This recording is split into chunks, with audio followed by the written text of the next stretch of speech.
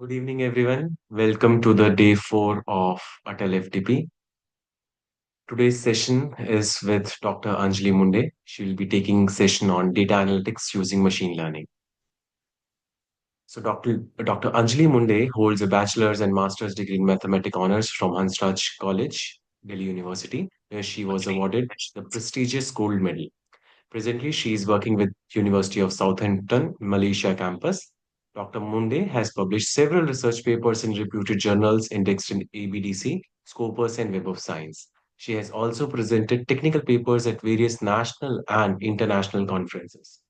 She is a reviewer, editorial board member of several national and international journals. She is one of the member of Technological Innovations, Financial Intermediation, and Environmental Sustainability Research Group at University of Southampton, Malaysia campus, and working on a research project under the same university seed fund.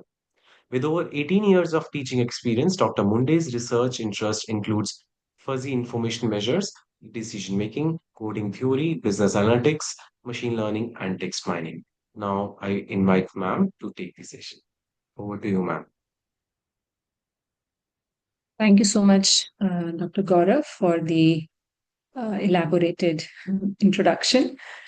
Uh, just a second, let me share my screen.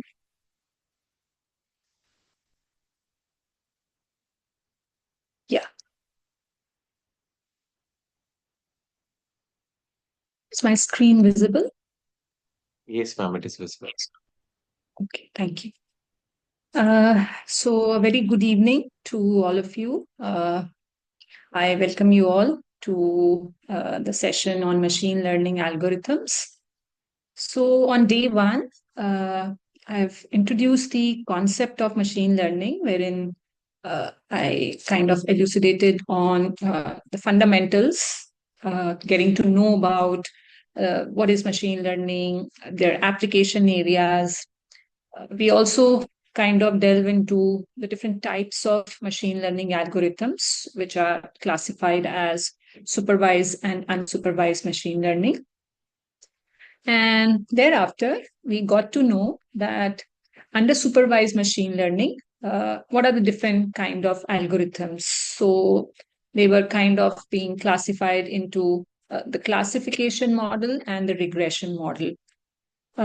So the last session, under the classification model, I've introduced one of the machine learning algorithms, which was logistic regression.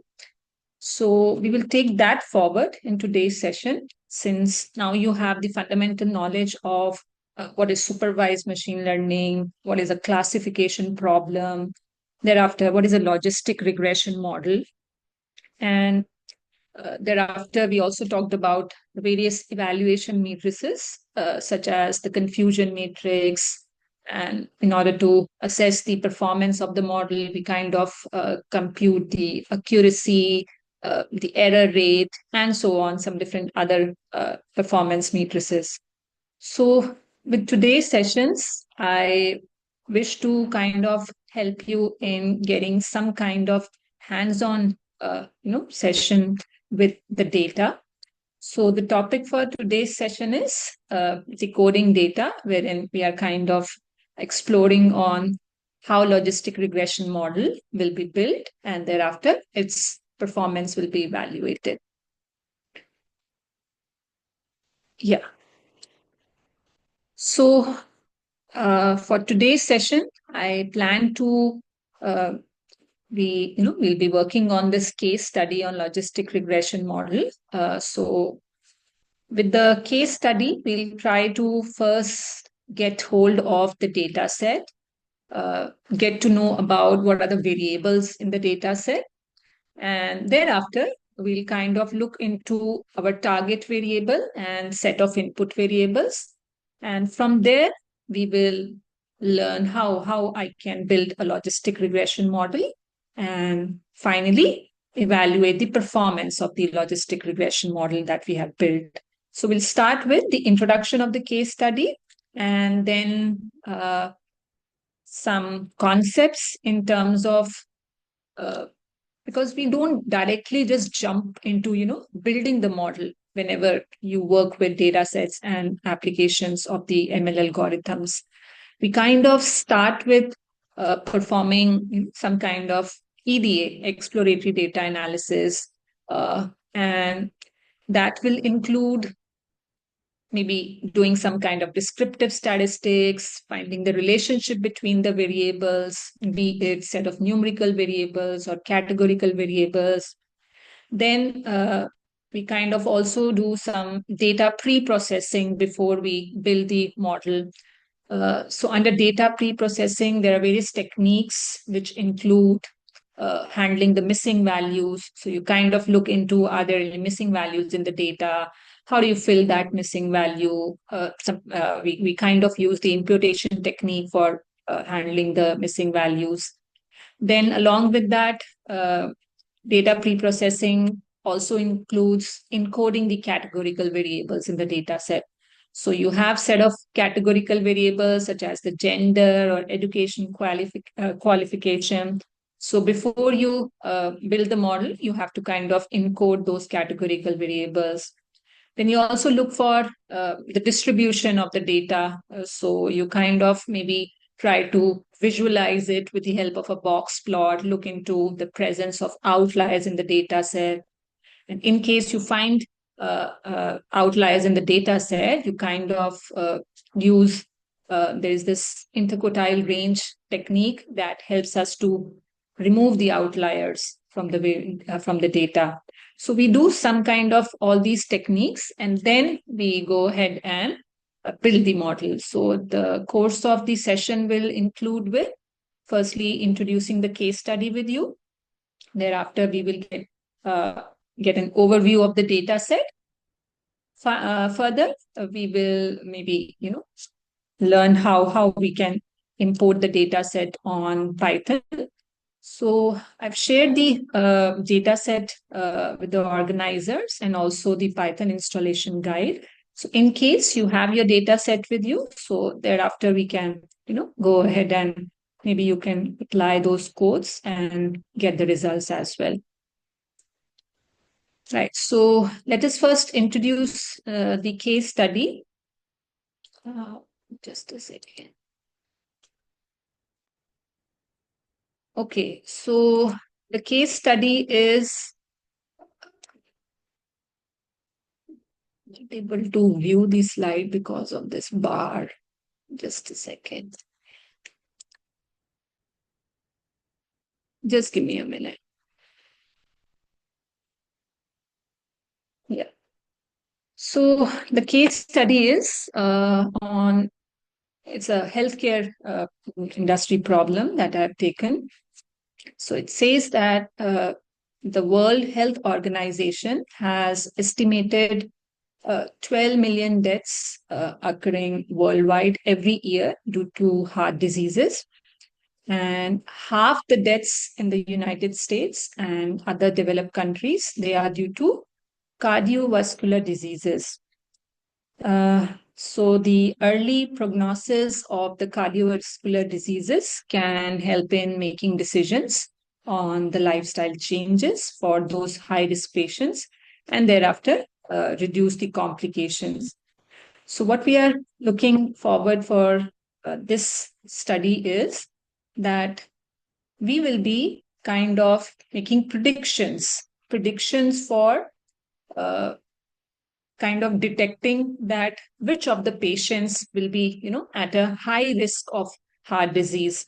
So we're kind of using a data set in which there are set of variables which will help you in kind of identifying that I'm actually looking forward to predict the risk of the coronary heart disease.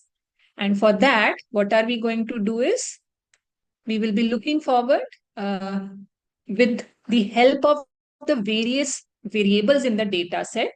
So all those variables, that is all those input variables, they will help to evaluate the cardiovascular health and thereafter help in the prediction of whether patient, if this is his age, this is his gender, maybe there are some lifestyle factors also in the data set. So we'll go through the data set, and one by one, maybe I'll share with you that what does each variable corresponds to.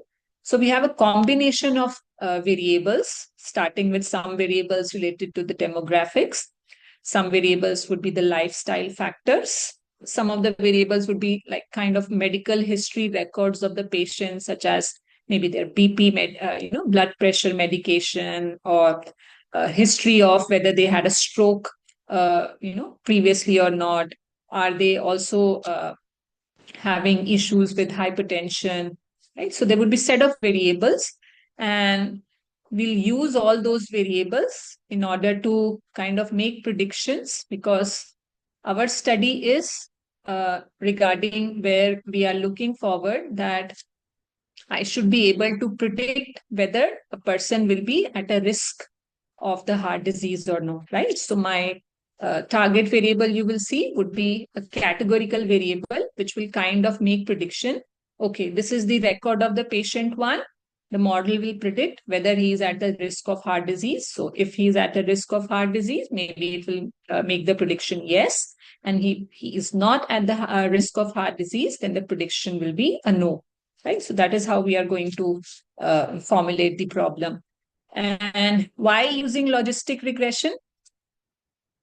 Uh, I hope you remember last session when we introduced the concept of logistic regression. So it was similar to the linear regression, but in linear regression, you kind of make predictions for numeric number or continuous values, right? Whereas in logistic regression, we kind of predict the probability of an event happening. That is kind of making prediction whether whether the customer will be a responder or not, or whether the customer will be a churner or not churner, or defaulter, non-defaulter. So all those target variables in which the data type is that it is categorical. I've received a message which says categorical variables. So I think you are asking regarding that. What is a categorical variable? Okay, so assuming that this is your question. So, okay, no problem. Thank you. Right, absolutely. So all these kinds of variables in which you have binary or more than two classes could be addressed under the classification problems. So this logistic regression model, this will not directly predict the probability, but I hope you remember we did all that concept that it will instead calculate the log odds of the event, which is basically a transformation of the probability value. So in case you are looking forward to predict whether a customer will be a responder or a non-responder based on his age, his gender, his income, then the logistic regression model will kind of estimate the log odds of the responding. Okay, that is how it was kind of proposed. So after quickly recapitulating the concept of logistic regression, thereafter, we also talked about all these evaluation matrices. So starting with, we discussed about the confusion matrix. Confusion matrix is a kind of giving you, a view of the performance of the model. And it kind of helps you to evaluate how did the model perform, as in, it will calculate for you the accuracy of the classification model. So that is why it is considered to be performance evaluation tool. So it kind of displays, if you can recall, there was this matrix for a target variable with two classes. So we had true positives, true negatives, false positive, and false negatives, which were displayed in the confusion matrix. And with the help of confusion matrix, we were able to analyze the model performance and also identify the misclassifications, right? And then we talked about the accuracy, error rate, sensitivity, and specificity as also some of the other performance matrices. So performance matrices are not only restricted to this, okay? We have other performance matrices as well. Maybe some of you would like to explore further: precision, recall, F1 score, and many other. And evaluation matrices are different for uh, classification problem and regression problem. So maybe some of you, if you are already familiar with linear regression problems, so in linear regression problem, we have different kind of performance matrices such as the R square value, RMSC, right? But here in classification model, we do not deal with those kinds of performance matrices like RMSC value or R squared value. Here, the matrices would be kind of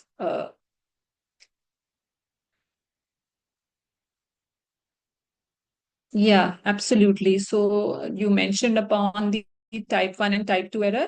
Sensitivity and specificity is not type 1 and type 2 error. Instead, false positive and false negative in our data, they kind of correspond to the type 1 and type 2 error. Yeah. So sensitivity is that model was predicting whether the email is spam or not a spam, right? So the classification model, if I am computing the sensitivity value, it will tell me that among the emails which were classified as spam emails by the model, what is the percentage of correct classification? And specificity means among the mails which were non-spam, what is the percentage of correct classification? That is, tell me that from all the mails which were classified as spam mails, what is the percentage that the model was able to correctly classify them as spam mails? And specificity is opposite, that among the non-spam mails, what is the percentage of correct classification?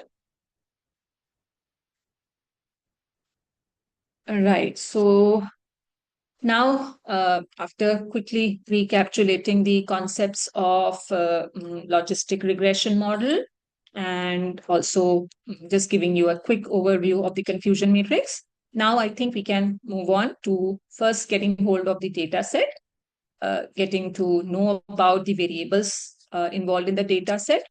And further, we will walk through the Python code book in which we will learn how to import the data set and perform EDA, some data pre-processing techniques, and further build the logistic regression model. And towards the end, we will see how did the model perform. So we will kind of evaluate the performance of the logistic regression model that we will build. Okay.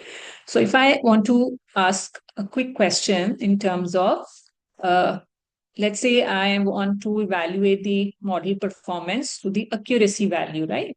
And if the accuracy of the model comes out to be only 20%, right? So what will be your comment about the performance of the model, whether it's a good fit or a bad fit model with accuracy only 30%? Of course, it will be considered as a bad fit model. Absolutely, right? And if the accuracy is 80, 85, 90, so it's considered to be a good fit model, right? Now, what happens is, let's say you get the models in which maybe the performance of the model is not good, right? You got accuracy very, very low value, 20, 30, 40%. Okay. You're not able to reach to 80, 85, 90% accuracy. So what we usually do is we don't just conclude with that, that, okay, this is the accuracy and it's very bad fit model. No, we don't just stop there. What do we do instead is we do perform what is called hyperparametric tuning, wherein there are a lot of techniques which kind of boost the accuracy of the model. So it's a little advanced. So maybe I'll not cover that in the session today, but just for you all to explore after the session. Uh, so those techniques, hyperparametric tuning techniques, include one of them is that if there is a class imbalance means in the target variable, we usually see that there are very less responders. Uh, you know, very few customers respond to a marketing campaign, and the percentage of customers who do not respond to a marketing campaign is a bit higher, right? So this kind of variable in which there is a class imbalance, that is only 2015 responders and remaining 2000 are non-responders. So if you have this kind of class imbalance, so we kind of used as a smooth technique that helps you in solving this issue of class imbalance. And thereafter, after that, we can maybe see if the model accuracy or performance improves or not.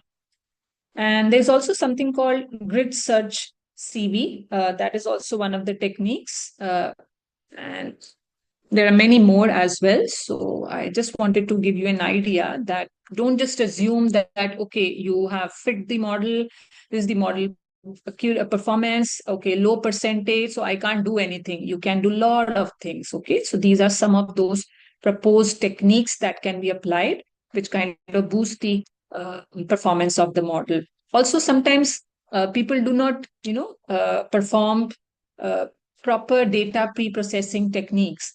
So there are a lot of techniques like, as I mentioned, you encode the categorical variable, or you have to do standardization of the variables. So there are many techniques that helps in standardizing the numerical variables, such as the standard scalar technique, min-max scalar. And then for encoding the categorical variables, some of the techniques are like label encoding, one hot encoding. So all these things actually kind of, impact the performance of the model. So if you have not utilized, the correct data pre-processing techniques and you just directly jump into building the model, so maybe you can come across or you may build such a model with very, very low performance. Okay. Uh, Nirkar, I think I have already shared the PPTs of the previous session. In fact, both the sessions with the organizer. So maybe if you can talk to them and get hold of the PPT. Okay. Right. So, oh, no, thank you. Okay, let us now, let me unshare this slide and share the data set with you that is in the form of an Excel file. Just a second. Yeah. Mm.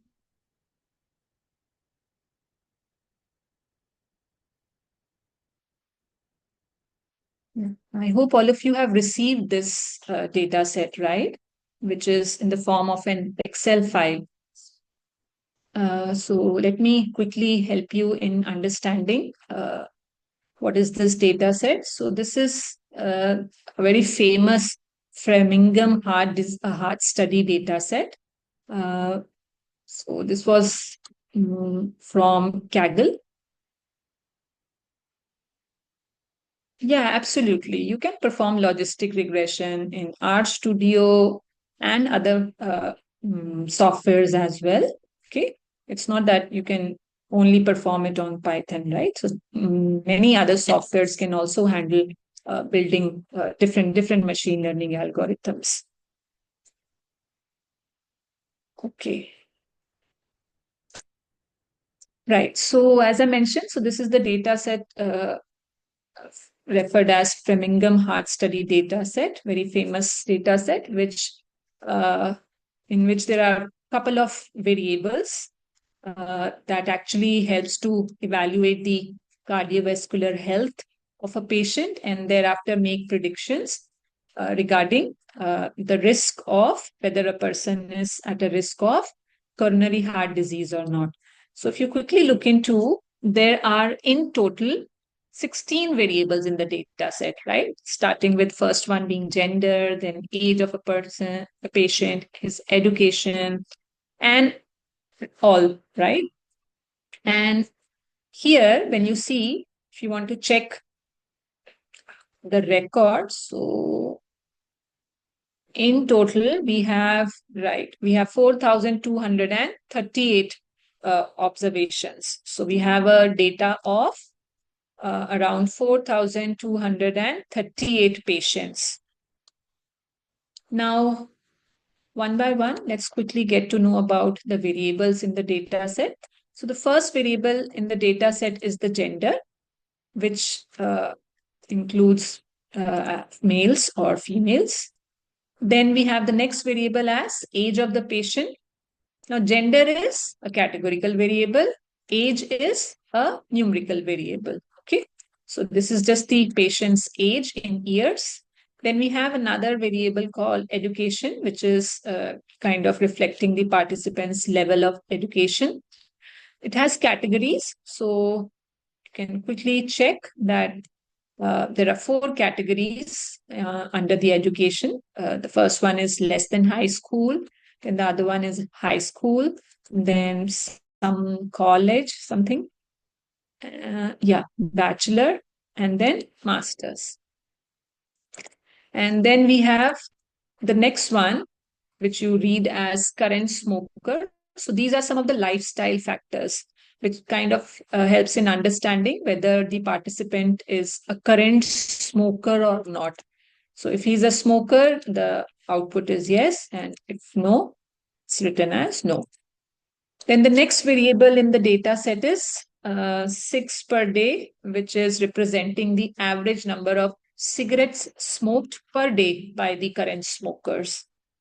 And this is also a continuous numeric variable. As you see, some numbers are recorded here, 20, 0, which represents the, Then we have the other set of variables, which comes under the medical history records of the patient. And under this, the first one is BP meds, which is the patient's blood pressure medication. That means whether the patient is on blood pressure medication or not. So if he's on the medication, you see a yes, and if it's not, then it's written no.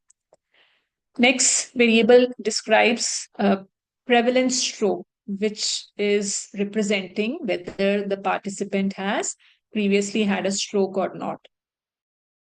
It's categorical with values yes and no.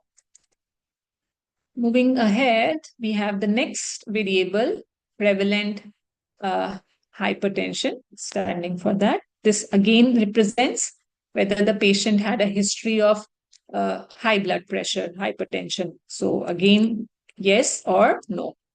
Then the next one is whether the participant has diabetes. And then we have some set of variables which include some kind of clinical measurements. So the first one is TOT-call, which is actually the total cholesterol level. Okay, you can get hold of the metadata that will help you in understanding the unit and the data type and the variable name. Okay, then we have this SysBP, which stands for systolic blood pressure. Okay, then we have this one. This is DIBP, diastolic blood pressure. This is all numerical variables starting from total cholesterol, systolic blood pressure, diastolic blood pressure. BMI stands for the body mass index. Okay, this is again a numerical variable. Then heart rate. This is again the resting heart rate of a patient. And glucose, which represents the blood glucose level, which is again in numerical variable, right? And then do you see this variable termed as 10-year CHD? This actually indicates whether the participant or the patient developed coronary heart disease. CHD stands for coronary heart disease within 10 years. And it is classified as yes and no.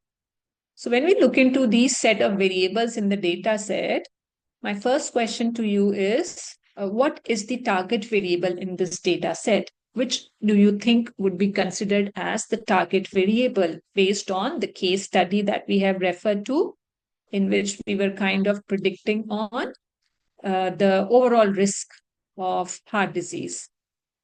Anyone would like to answer, maybe in the chat? Or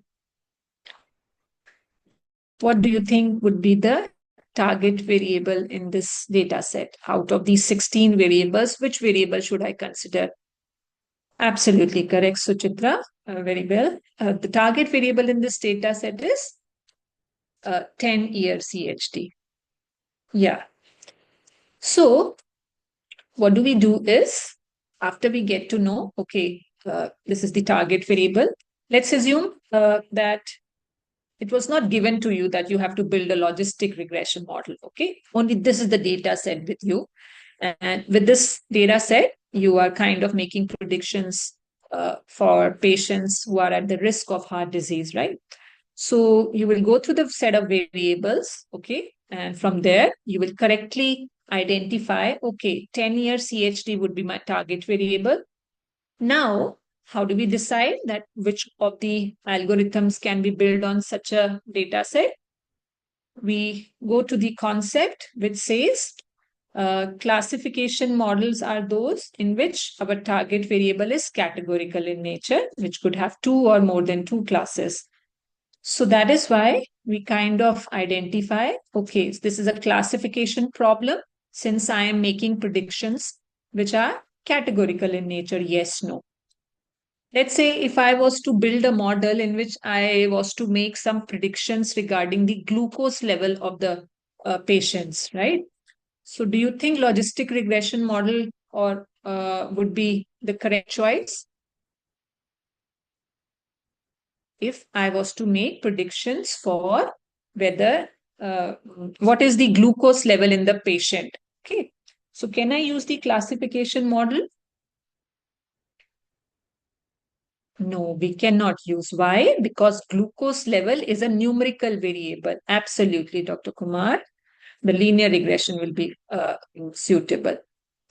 Thank you so much for responding, Dr. Vijit, Dr. Jagriti, Sompal Singh, Murugappan. Yeah, absolutely. Okay, so you should have this clarity of when to apply which of the models. Okay, and from classification model for today's session, I would choose to build logistic regression. But as I told you, there are various classification models. It's not only restricted to logistic regression.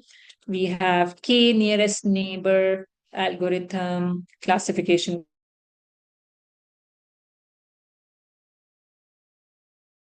such as random forest, bagging, boosting techniques. So there are lot many other models as well. So usually we see these kinds of ensemble techniques kind of always, have a very high performance. So what we usually do or recommend during teaching and research is you can go ahead and build multiple classification models, compare the performance of the models, and kind of propose which of the model performed well for the data set in terms of its performance. Okay, so you can do some kind of comparative analysis also in order to uh, help in improving the performance. Right. So this is the data set. I hope you are all familiar with the variables now. So we have one target variable, which is 10-year CHD. So remaining 15 would be our input variables, or as we say in statistics, they are set of independent variable, and we have one dependent variable. Okay. Now, do you see the input variable is a combination of both numerical as well as categorical variable. Okay, so for classification models, the restriction is only on the target variable, that the target variable needs to be categorical in nature. It should not be numeric. But for input variables, there is no condition. So you can have set of numericals in categorical, a mix of them, right? So you can have any set of variables as your input variables. Okay, so this is regarding the data set. Let me now unshare this and share with you the Jupyter notebooks. Just a second. So, if you all have been able to download the software, so there are various methods of installing the software. So, I have kind of proposed the Anaconda Navigator. So, if you have installed that, so you would, this is the home page when you kind of install this Anaconda Navigator in your laptops. And from there, we can see here Jupyter Notebook, right? So this is where we do all our Python programming. So when we click here on launch, it actually redirects us to the Jupyter Notebook. And how does it looks? Now let me share with you uh, the Jupyter Notebook homepage. Yeah, so this is the directory wherein we have our Python code books. We can upload uh, data sets in the form of Excel file, CSV file. So maybe if you have installed it and you're using it for the first time, maybe you will find your directory little empty. Okay, but since I've been working on different kind of projects, so I have a kind of big directory. Okay, so for those who are maybe having exposure to Python software for the first time, let me quickly give you some kind of, let's get to know about the interface. Okay, so firstly, what is the first step? What we do is, if you want to open a new notebook, basically a note Python notebook in which you would have to write down your codes. So what do we do is we click here on new, and in the drop down menu you will find this Python 3 IP kernel. So you will click here. Okay. So when you click here, um, this kind of notebook will open in which you will find that this is the cell. Okay, this is the cell where we write down the codes. And you see here, this is the kernel. Kernel basically is when we will start writing down the codes, we will run the cell, and the kernel will do the processing and give you the output. Okay, so here, these are the cells in which we will write down the codes and thereafter run the codes. So maybe as we go along, I can share more information regarding all these tabs which you see here that can be used. Okay.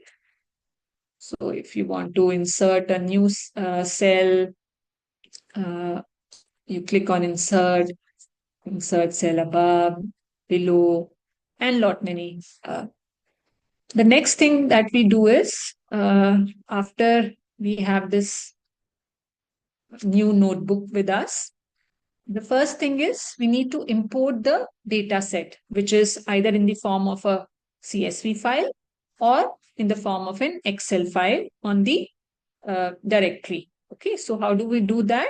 You can hover your mouse here on upload, click here, and wherever you have saved the data in the downloads folder or any other folder, you just click there and open.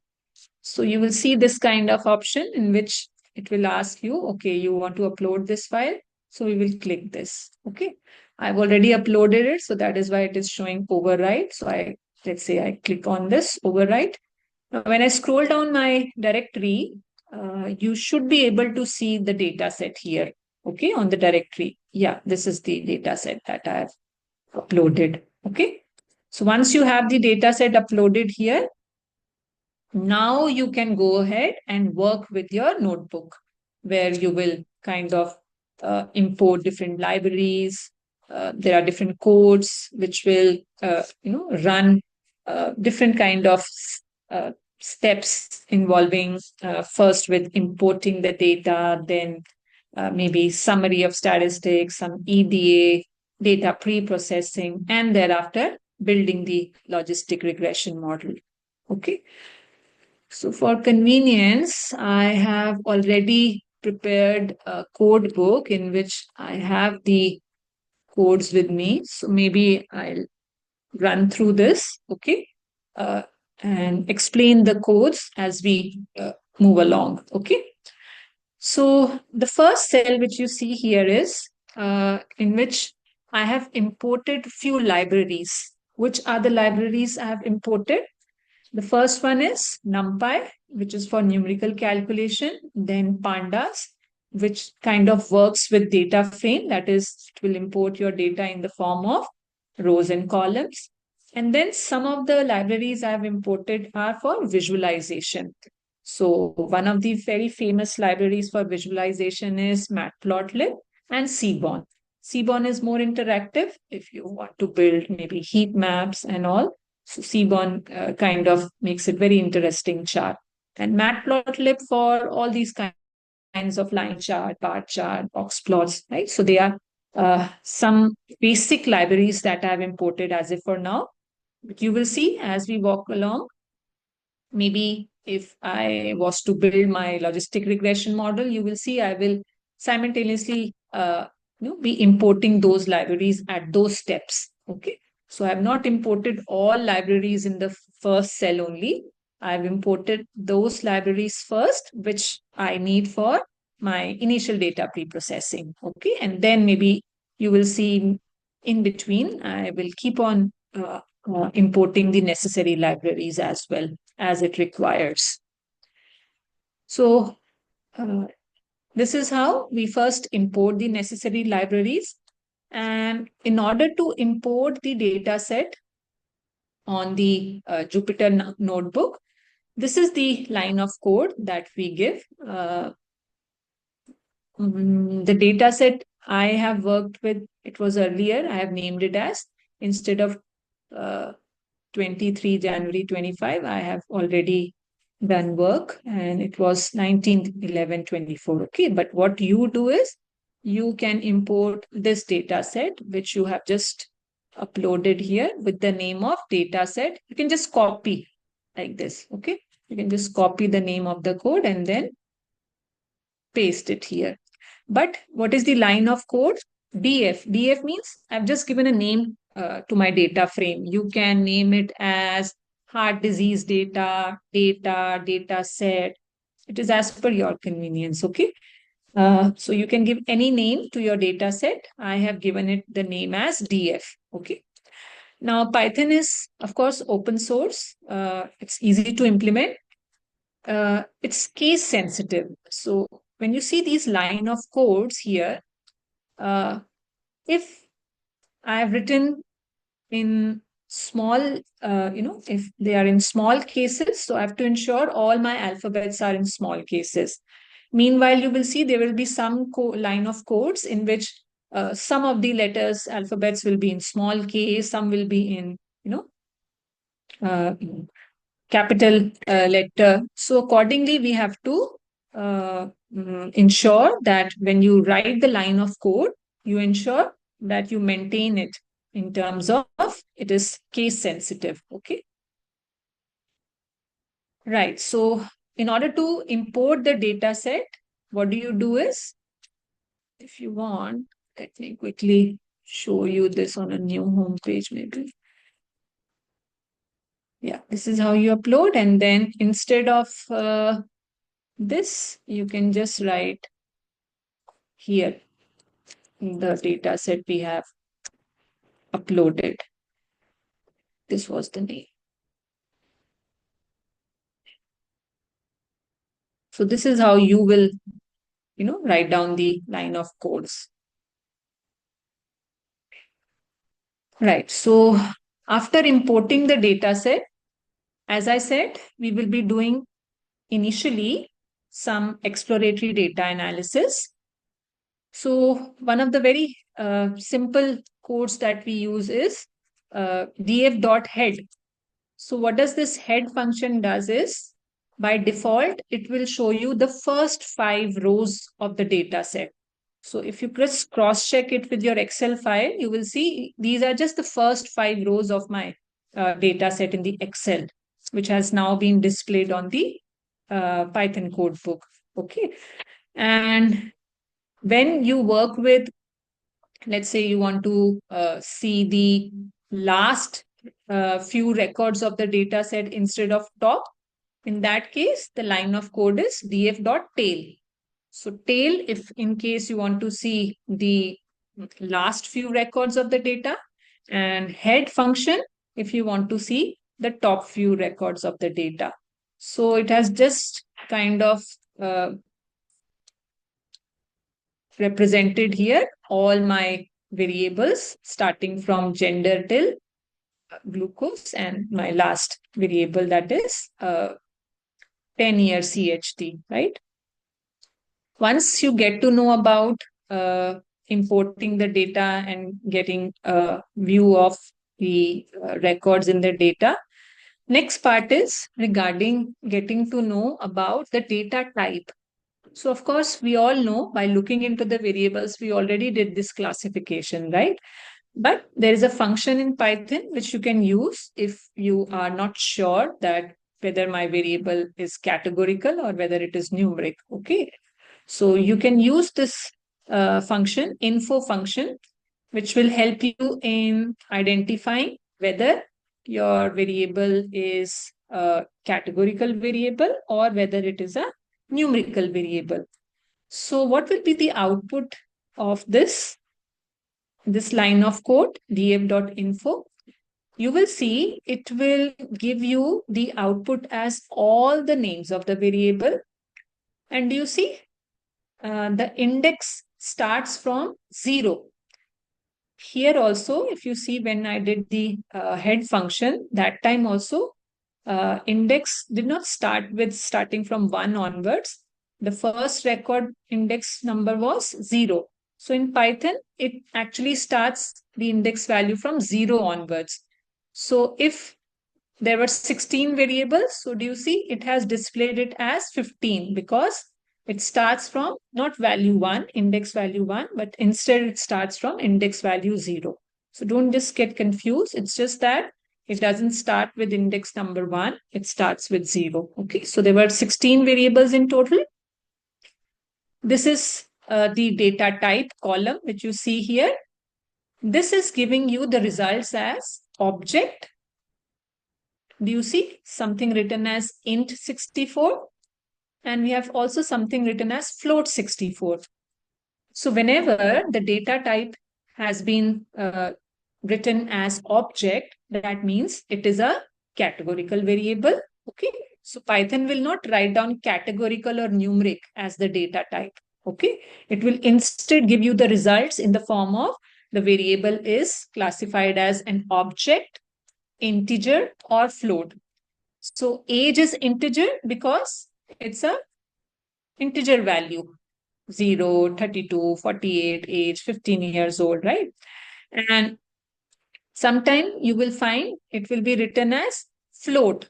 Float would be that maybe they have also included the fractional value 32.0, 47.8 something. So whenever you have data in the form of maybe like you can see BMI was 26.97 and 28 point C, right? So that is why when you have decimal values in the variable, it will be classified. Of course, it is numeric, but Python will classify it as at float, and integer value will be also considered as numerical variable, and categorical variables will be classified as objects. Okay. So this is what we kind of the EDA part will include exploring on the data type of the variables, okay, with the help of the info function. So these are very, very simple line of codes. Anyone can write also, but maybe as we walk along, you will see there will be these line of codes, which will be quite complex because we would have to perform those techniques. So what we usually do is we kind of keep these codes as a ready reckoner with us. And in case the conceptual part should be clear to you that okay, you want to perform this step, you want to do this technique.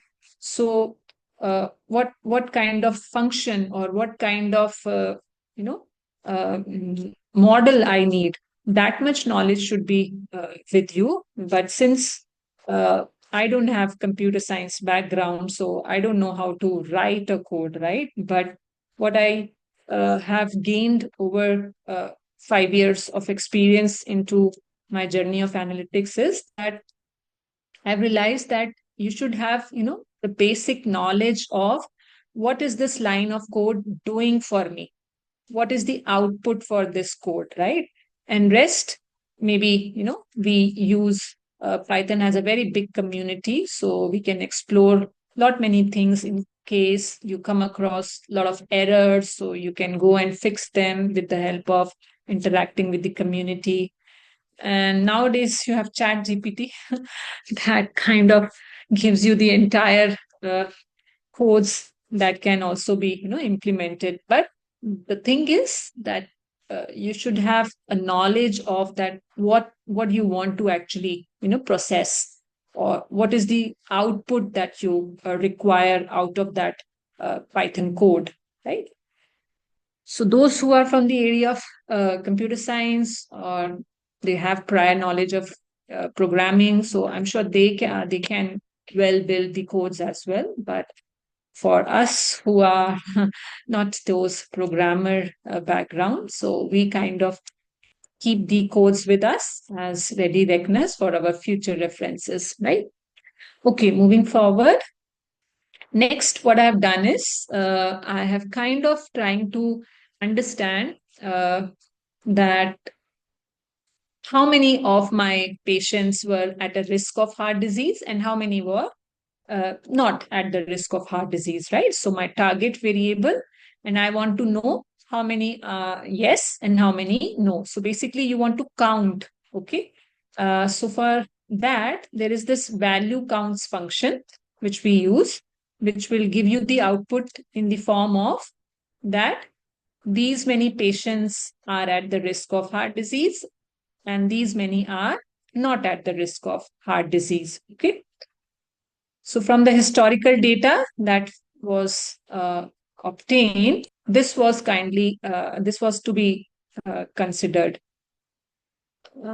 How to, you don't have to remember, Dr. Vijay, that is what I was referring to, because I also don't have any coding background. So, what do I do is, uh, you kind of, as I mentioned, there are a lot of things that are required in terms of getting to know some of the basic knowledge of the at least introduction to Python programming language.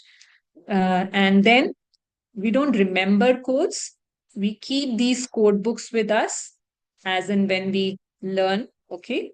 And then gradually we kind of keep on building on, okay, now I want to work with a complex model, how can I proceed with it? So we use the codes which are already. So if you want me to suggest you some kind of resources, so Kaggle, GitHub, these are very good sources, because here in Kaggle, not only the data sets are available, but you will also find the entire code books. Okay. So maybe you can explore more on these open source, such as Kaggle and GitHub, which Analytics Vidya is also one of a very good platforms, Geeks for Geek. So all these are those platforms, open source platforms, which provide you the entire code book. So there are already these data sets along with the complete Python code books. All the codes are already available. So you can apply them on your data set, on your research. Okay, so that ways we learn. So it's a continuous process. So it's not that one day you learn all the codes and start applying them. It doesn't work that way. So You keep on thinking of what things are required in your data set, what kind of models, what kind of techniques, data mining techniques. Maybe you look for all these open source platforms and from there learn about the codes. Or yeah, Jagruti, I hope this helps to your question as well, right? Or maybe if some of you would like to just take a very 1 month, or I think 15-day courses are also offered by Simply Learn, Coursera. Lot of platforms are there these days, which kind of gives you at least the fundamental knowledge, and then you would have to keep on exploring. So in fact, uh, we are also every day looking for different kind of uh, new horizons that we can also reach out to, right? Okay, thank you. No, no, don't worry. We all can. Software is just a tool. Don't think that, software, it's just a tool for performing. The basic is that how proficient you are in interpreting these tables, outputs. What I find is most of the, you know, uh, analysts, they kind of use the codes, but maybe they are not efficient in exploring on the or making the interpretation or drawing insights and inferences. So then comes the role of a manager who kind of make inferences and draw meaningful conclusions from that data that helps them at decision making. Nirakar, I have shared all the steps for installation. If you can just follow those steps, that can help you in your installation. Or maybe after the class, you can maybe see or watch some videos that can also help you to fix the problem. I'm not sure what is could be the issue, maybe your RAM, or if it's not supporting the software, could be any IT related issue. Or but otherwise, I think all those steps which are mentioned in the installation guide, they are very straightforward and they kind of help you in installing the software very easily.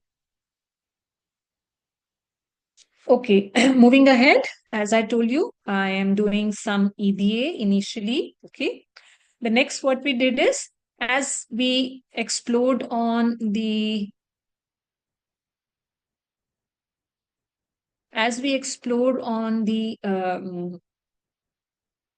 count values for the target variable.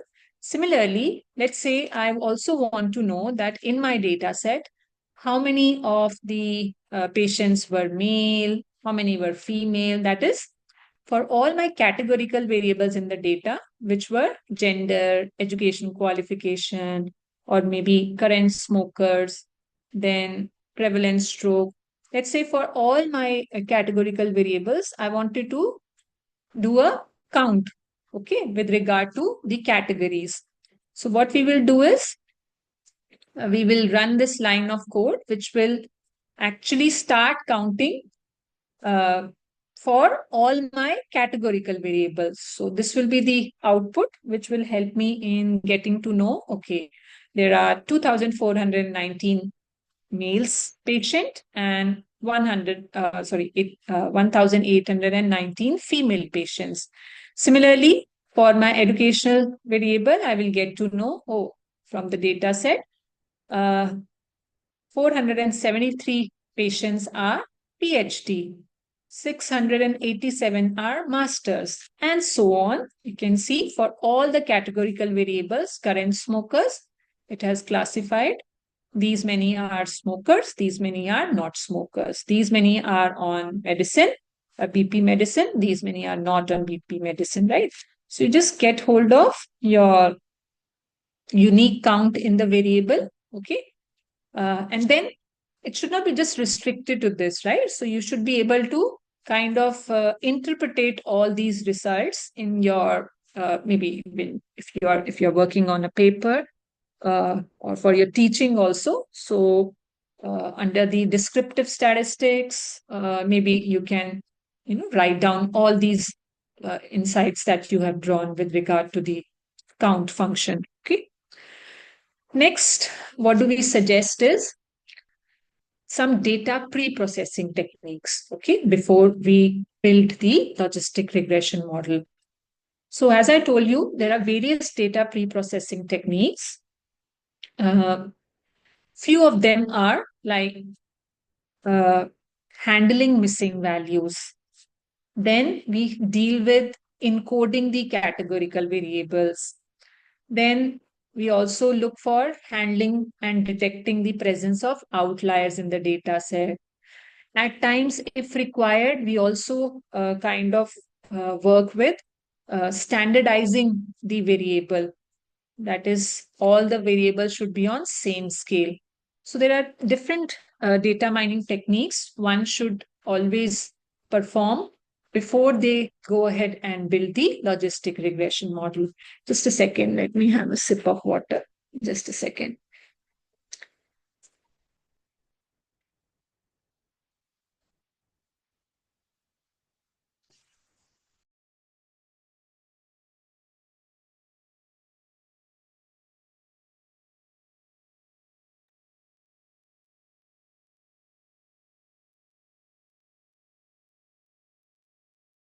Okay.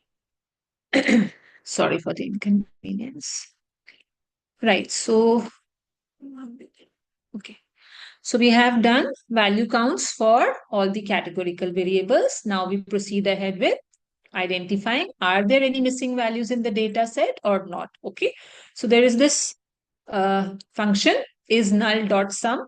So what it will do for me is it will give me the record of how many values are missing and in which variable. So as you can see, the output, how do we interpret this output? That under the variable gender, there are no missing values. Okay. Age 0, no missing value. But under education variable, there are 105 missing values. Similarly, you can see and try to, because once you do, as in when I checked for missing values in the data, if there would have been no missing values in the data, I would have just proceeded ahead with the next set of technique, right? But since at this stage, I come across the data set that has missing values in how many? 1, 2, 3, 4, 5, 6, 7. Around 7 variables have missing values. So what I'm going to do is I'm going to fill this missing values, okay, which is a technique in analytics refers as in data imputation. So when we talk about imputation technique involves when you fill the missing values with the averages. What averages? Either with mean, median, or mode. So what we are required to do is, I would have to fill the missing values, perform the imputation technique, and fill them up with either mean, median, or mode. Now, how do I decide? Should I fill education with mean, median, mode? Should I fill it with mode? Should I fill it with mean? Cigarettes per day, should I fill it with median? Should I fill it with mode? Same ways, BMI, should I fill it with mean, median, or mode, right? So this is the decision we have to take. Now, here comes the role of the analyst, right? So that is why you should have all the fundamental knowledge of the data processing techniques and then how to fix those techniques. So here, the imputation technique is filling up the missing values. So if your variable is a categorical variable, it's very straightforward that you fill the missing values with the mode of the distribution. Okay, so there is no confusion with when you have a categorical variable. Always fill it with mode. Okay, but when you have a numerical variable such as BMI or heart rate or glucose, all these are numerical variables. Okay, so how do I decide?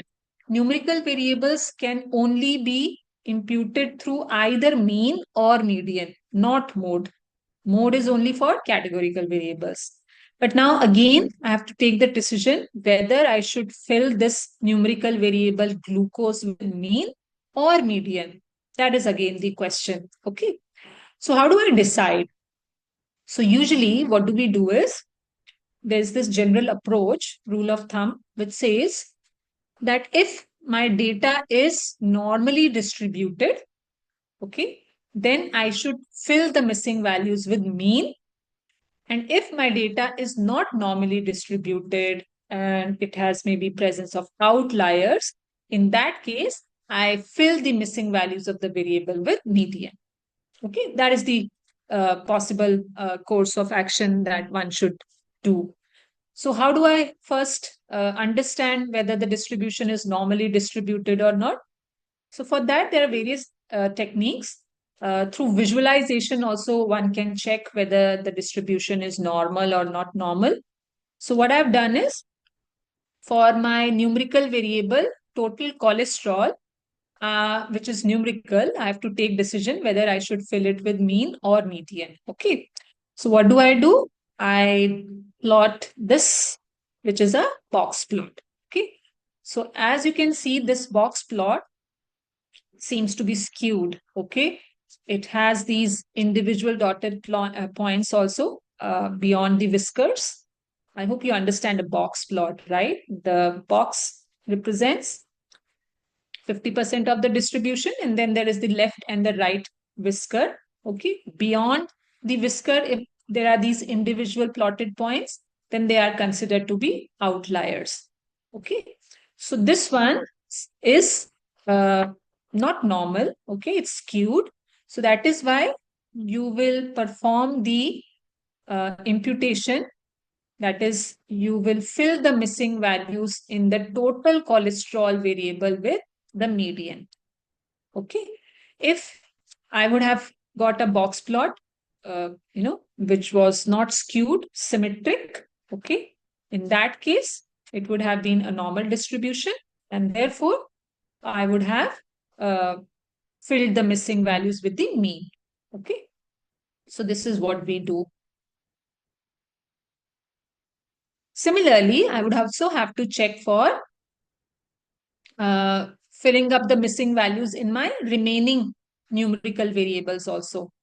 So maybe I would want you to explore on this. So what do you have to do? Again, draw a box plot for BMI, draw a box plot for glucose, visualize it, identify, is it normal, not normal? If it is normal, fill it with mean. If it is not normal, fill it with median. Okay, so that is how you do. So we kind of fill the missing values using the imputation technique. Okay. And then once I have filled the all my numerical variables, uh, again, let me quickly run the line of code to check are there any still missing values in the data set. So when I run the line of code, I see for all my numerical variables, it is showing 0. That is all the missing values have been filled up. And still, who is remaining? My categorical variables. Okay. So for categorical variables, I've told you it's straightforward. You just fill the missing values with the mode of the distribution.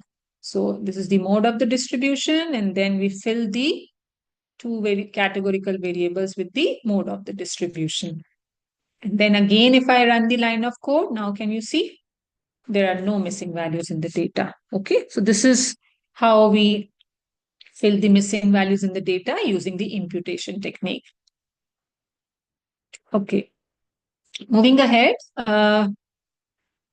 we kind of also look into, the one of the other data pre-processing techniques after handling missing values is detecting and identifying the presence of outliers in the data set.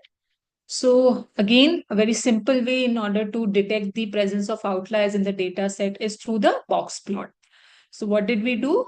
For our numerical variable, cigarettes per day, we visualized a box plot.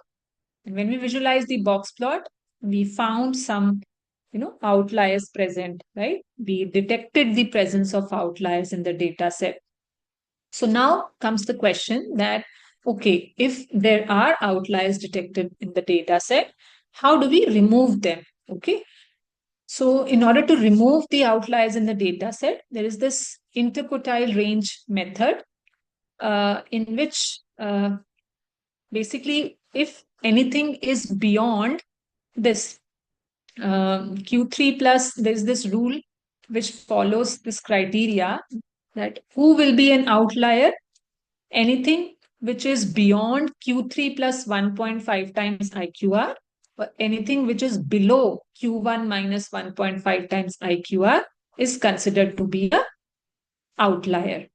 Okay, so that is how it will first look for those points, and then it will, when we use this line of codes, it will kind of consider all the outliers in the data set, apply this interquartile range method, and then further from there, it will remove all the outliers from the data set. And when again, after using the interquartile range method, if I want to check the distribution uh, through a box plot for the same variable cigarettes per day, so this time when I visualize my box plot, I do not see any outliers here. Okay, so this is also one of the data pre-processing technique to detect and remove the outliers from the data set. What else? Okay, we can also do some kind of EDA with the help of finding the relationship between the numerical variables. So for that, we have created the correlation matrix using the core function. So this is the core function, which will give us the correlation coefficient values across all the numerical variables. So you can kind of analyze this table, this output table, and make inferences. Okay, so you can comment upon whether it's a positive relationship, negative relationship, strong, weak, moderate, right? And in case this one seems to be a little dull, so what we can do is the same concept, same thing, that is the correlation coefficient, can be visualized using this heat map. So when you draw this kind of heat map, yeah, it will give you this kind of representation in which basically it will say that the lighter the color, the stronger is the relationship, and the darker the color, the weaker the relationship. So here I quickly look into those cells which are lighter in color. So it's a little cumbersome to work with this kind of static correlation matrix in which I would have to search for positive, negative values, right? But this one is color coded, very simple. You can just look into the scale. The lighter the color, the higher the correlation coefficient. The darker the color, the lesser the correlation coefficient. So you can draw some insights using the correlation coefficient regarding the relationship between the variables. So if the systolic blood pressure of a patient is high, his diastolic blood pressure will also be high, right? That is what is the conclusion we can draw from this. And same ways you can look into the others. There's also something called describe function, which will give you all the statistical summary, including the mean, standard deviation, the median, first quartile, third quartile, minimum value, maximum value of, again, the numerical variable. Okay. I hope you know we can only compute the correlation coefficient for our numerical variables, not for categorical. And same ways, summary statistics is also done for numerical variables. That is why you don't see gender or education here in these matrices. Okay, so you can just draw some insights by looking into, okay, the minimum age of the patient is 32 years in the data set, and the maximum age of the patient is 70 years. Okay, and same way some other conclusion regarding the glucose level, BMI. Next, what we do is we had couple of categorical variables in the data set, and before we build the model, we need to, encode those categorical as numerical values, right? either as 1, 2, 3, right? So for that, there are various techniques for encoding the categorical variables. One of them is label encoding, in which you can just label your categories as 1, 2, 3, 4, like something like that. Okay. Uh, and then there is also something called one hot encoding. So what it will do is it will create columns uh, for all the categories in the data set in that particular variable. And that is also one of the very prevalent techniques. But in this code book, I have used label encoding. So you can see the gender has been assigned uh, codes as 0 for female, 1 for male. Then for education, these are the categories and these are the codes assigned. So I've just, this line of code has been run and that has actually encoded all my categorical variables as uh, 1 or 0, 1, 2, 3, 4, depending upon how many categories were there. So for yes, no, you will see 0, 1. And if in case you have, like this one, education has 3, 4 categories, so it has encoded it as 0, 1, 2, 3. Okay. So this is label encoding. Now, what we do is we go ahead with building our logistic regression model, right? So what did we do initially? After importing the data set, we performed some EDA, kind of exploring on mm, getting to know about the counts and data type, and further moving to the data pre-processing, considering missing values, outliers, encoding categorical variables, and many others, right? Let's say, just hypothetically assume that there are some numerical variables in your data set, uh, which are, computed on different scales. So let's say systolic blood pressure was on a scale which was in 10,000, 40,000 something. And there was some other numerical variable like age, which was only on 2 digits. So for that kind of data set, we recommend what is called standardization of the variables.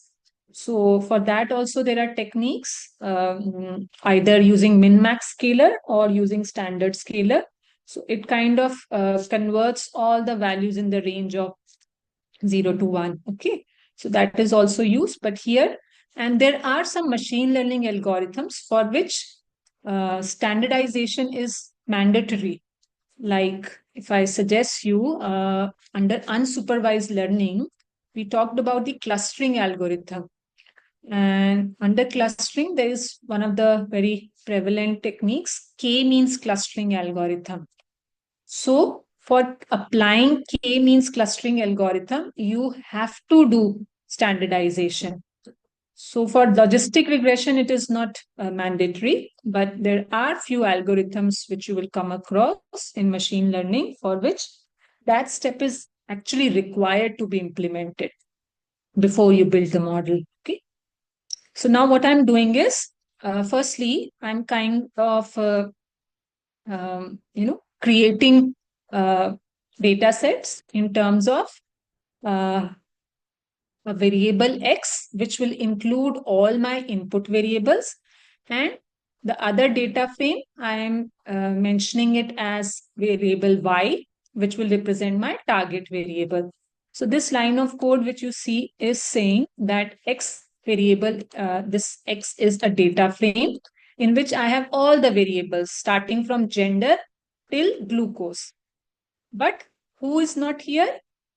The target variable 10-year CHT. Okay. And Y, like in statistics also, you use X for independent variable and Y for dependent.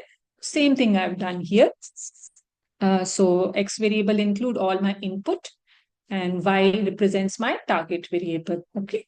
So I'm just getting to see what is my X variable. So I've run the head function to see, okay, these are the variables, just to ensure that it is not including my target variable. Okay. Now comes, if you remember, we kind of proposed data split for before we build the model, right? Splitting the data set into training and testing set. So what do we do is we build the model on the training set, and then we evaluate the performance of the model on the testing set. Okay, this is how it works. So for that, we are required to split the data into training and testing set. And for this, we kind of split them in the ratio 70/30, 80/20. Okay, so you may find analysts sometimes using 80/10 as the train test split. Some of them may use 70/30. In fact, I've seen some also working with 90/10, 90 as training and 10% as testing, right?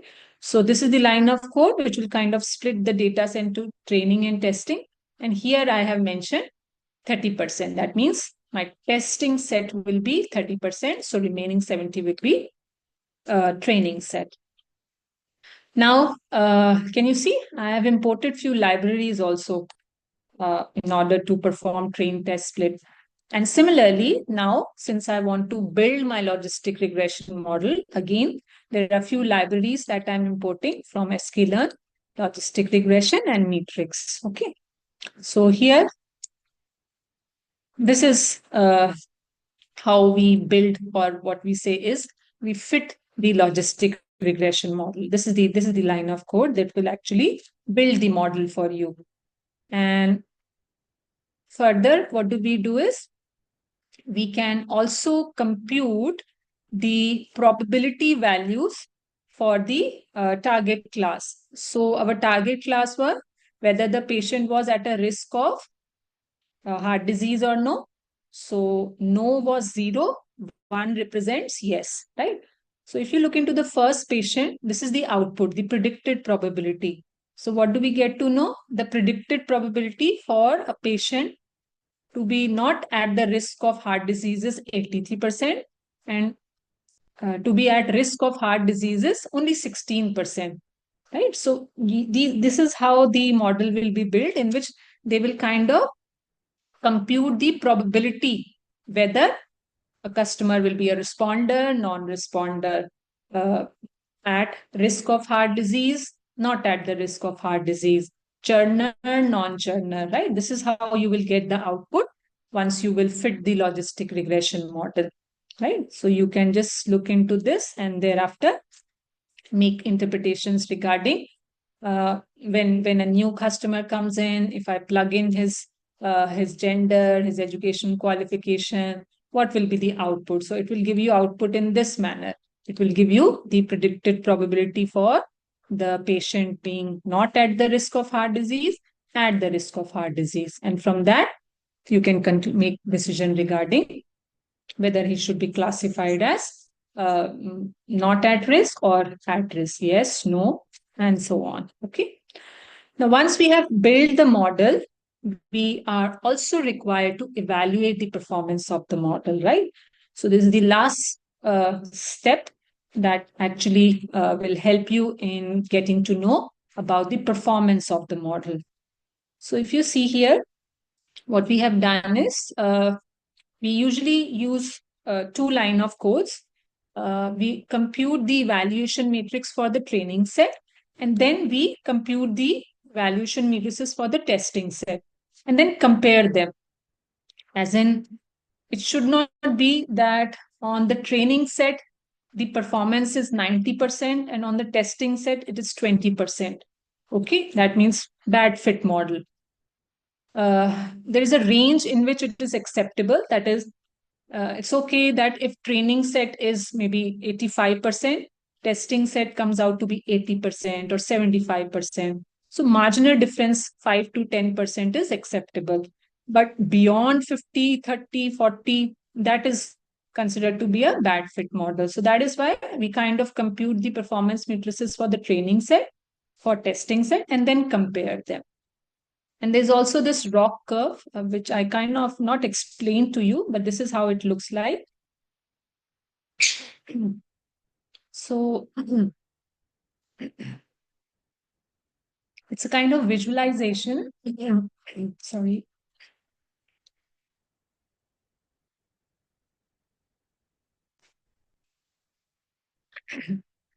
Yeah, so if you want to kind of infer this rock curve, so orange line is our model performance, and this is the threshold, right? So your model performance, that is orange line, should always be higher than this blue line. If your orange line is below the blue line, that is a bad fit model. Okay, so through visualization also, you can make some kind of inferences regarding the model performance. And then we have calculated the accuracy of the testing set also. So can you see for test set, the accuracy is 86%, and for training set, uh, 84%. It was 84%. So that's fine, marginal difference, okay? And for this also, we have plotted the ROC curve. Now comes the confusion matrix. Remember, we have introduced confusion matrix. So these are some of the line of codes that will display the true positives, true negative, false positive, and false negative values for you. So this is the confusion matrix created for the training set. So I can see from here my true positive, true negative, false positive, false negative. So you can comment upon the accuracy, the error rate, the specificity, and the sensitivity. And there's also another line of code that kind of also creates the classification report for you, in which these are some of those other performance matrices that will be represented here. So we can see accuracy value in the classification report. And these are some of the uh, performance matrices referred as precision, recall, F1 score. Okay. But you can comment upon the performance matrices that we discussed, which were accuracy, error rate, sensitivity, and specificity. And for that, you need those true positive, true negative, false positive, and false negative. So that can be directly computed from this confusion matrix. And this is the confusion matrix for the testing set. So diagonal represents the correct classifications, right? So can you quickly see the diagonal values are higher than this one? 154 plus 13 is less than 1093 plus 12, right? So that means if I kind of quickly calculate the accuracy of this model, it comes out to be around 86%. How do I calculate this? TP plus TN divided by TP, FP, FN, and TN. So it will give me 86%. And same ways you can compute upon the error rate, sensitivity, and specificity. And this is also the classification report generated for the test set. Right. So my accuracy, that is my model performance, is 87%. So I can consider this to be a good model fit, right? I can comment upon my other performance matrices also based upon their values. Okay. And similarly, as I suggested, today in the session, I was only implementing one of the models, right? But usually, what we kind of suggest is that you can go ahead and build multiple models and compare their performances and maybe recommend the one which is most powerful in terms of its performance, right? And also, maybe you can explore on, as I mentioned, upon those hyperparametric tuning techniques, which can be applied for improving the performance of the model. Okay, so these are some of those uh, uh, techniques that kind of uh, help in improving the performance of the model. Yeah, so I think this is with regard to my topic for today's session. Yeah, anyone, any queries I can maybe address to them? Dr. Vijit, as I told you, how are the training and testing set different? When we split the data set into training and testing set, what are we doing is uh, we are just kind of keeping part of the data set aside, which is not used for building the model. That is 30% of the data I will not use to build my model. Okay. and the model will be built on the remaining 70% data. So that data which I am using to build the model is training set. Okay. And this remaining 30% data which I use is to evaluate the performance of the model. That means when a new, because this was all the historical data. Okay. This was all the historical data. But you want to evaluate the performance of the model in terms of when a new data comes in. That is, let's say we have the record of the previous, yeah, 70/30, absolutely, that ways.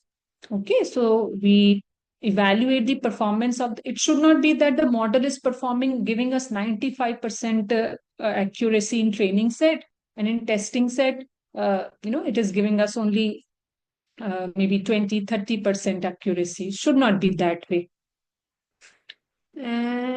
Uh, what is confusion matrix? I did elucidated on confusion matrix in the last session in a very comprehensive manner. Uh, I hope you can go ahead and watch maybe the recordings of the session or that ways, because it's quite complex and it took a really it take time to kind of explain the entire concept, right? So I appreciate if you can look into the slides or maybe the recordings of the session.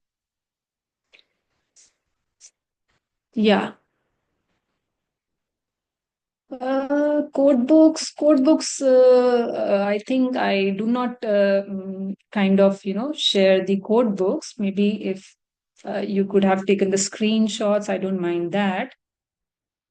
But usually I don't prefer sharing the Python code books with the participants. Yeah.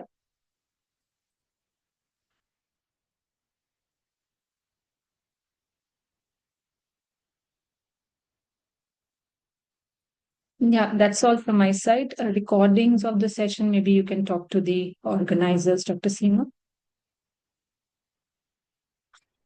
No problem, Dr. Vijay. Thank you.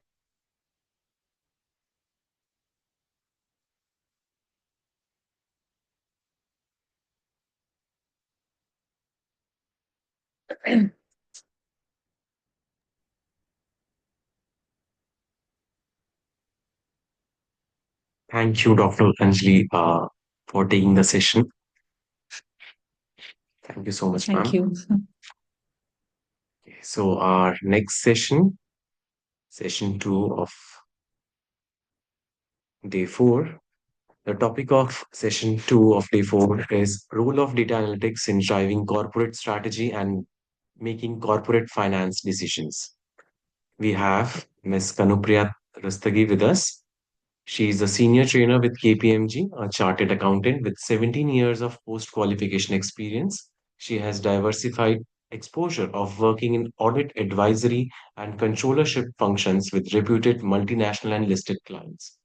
She has delivered trainings on corporate reporting and corporate finance courses since 2010 in retail, corporate, and institutional batches to more than 2,000 trainees till now. Her key training experience covers corporate finance, corporate and DIP IFR courses in KPMG, KPMG Oman, Galgotia University, and Genpact. She has worked in KPMG, Ernst& Young, RBS, and SS Kothari, Mehta and Company. Her clients includes Jubilant Energy, Make My Trip, Vedanta, Jindal Stainless, Omax, Apollo International, Bajaj Hindustan, and many more. Now I welcome ma'am to take the session.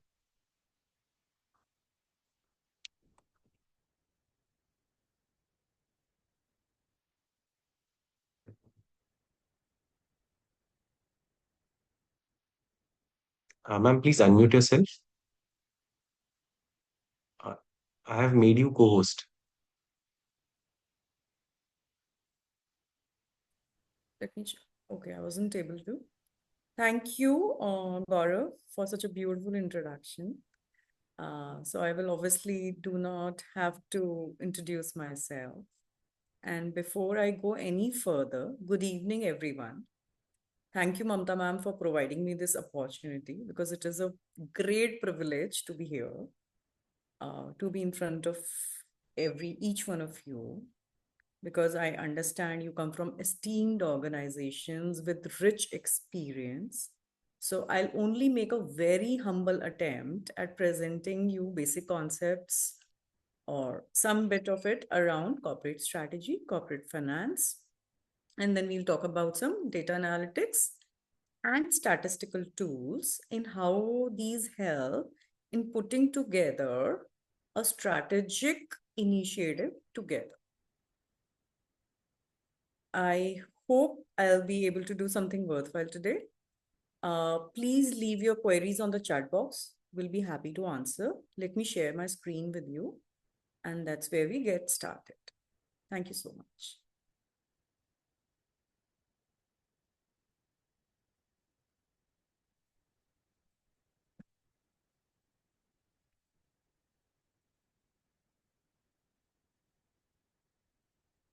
So this is the topic for the day, role of data analytics in corporate strategy and corporate finance.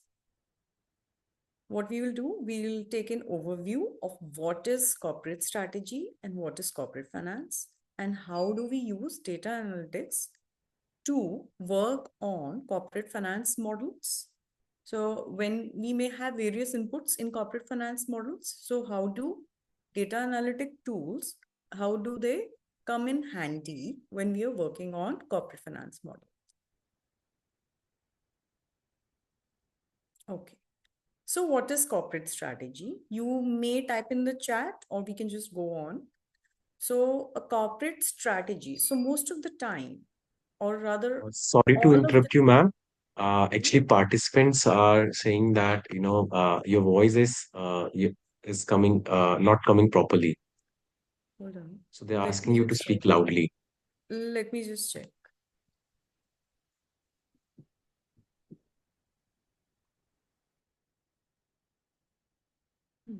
So Wi-Fi is working fine.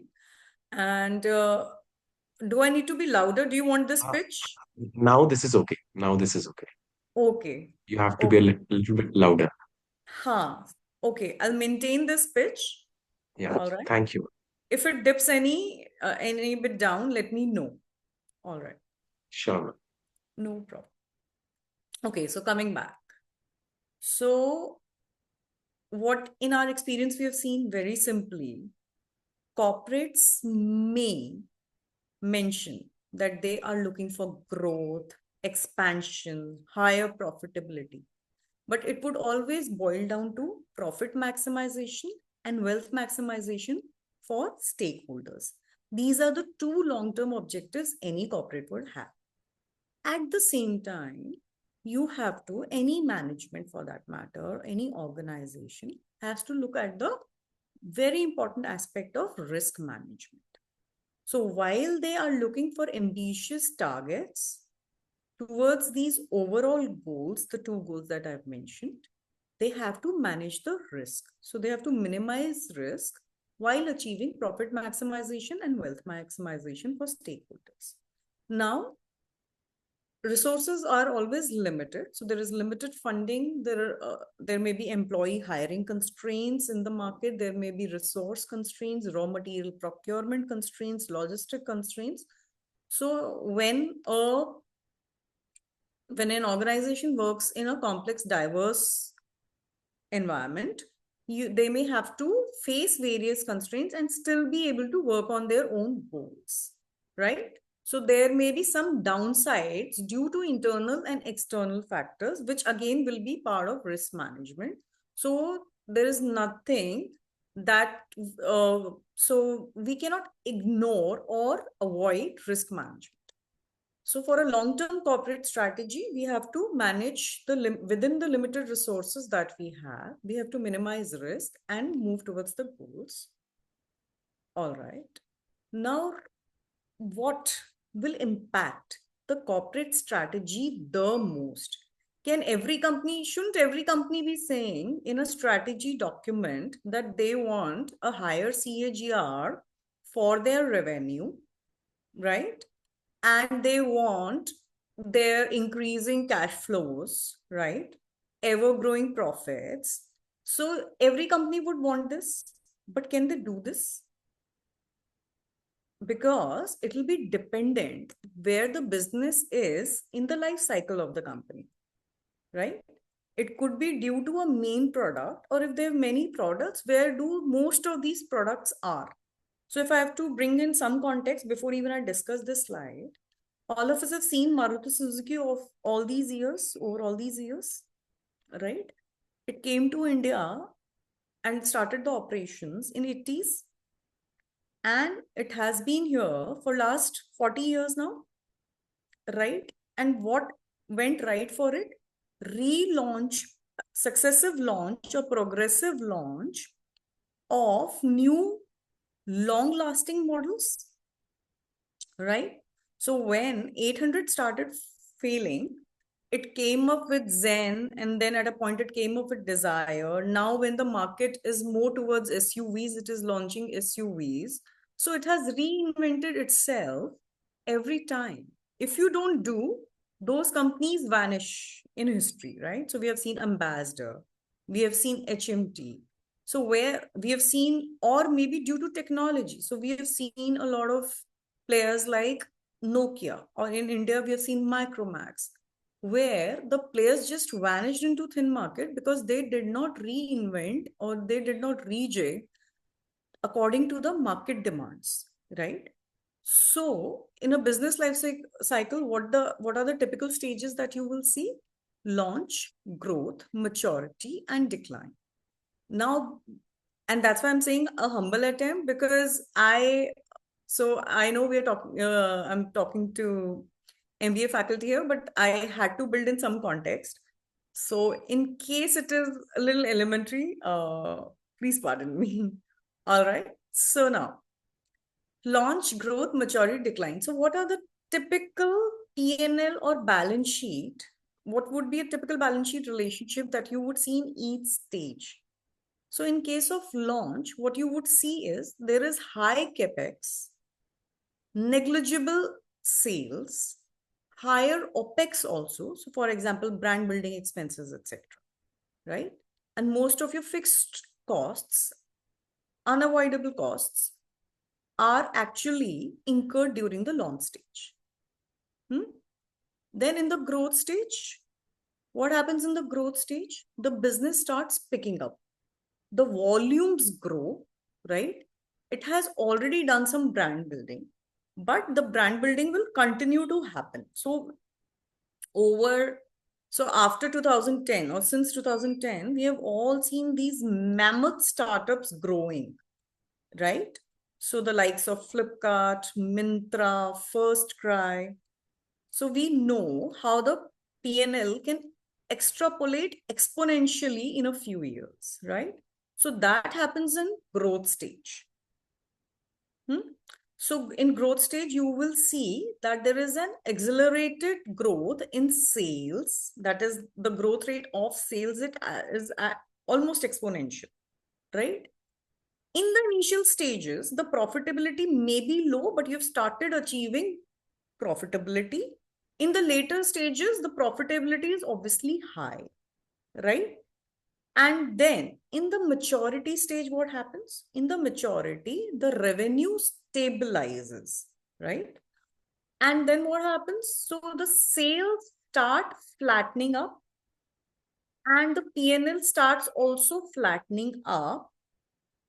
And when you are reaching towards the end of maturity stage, it will start again declining, because you may also see during the later part of the growth stage or in the maturity stage, you will also see new competitors and very strong competitors entering the market, right? So for now, there can be various companies in different industries.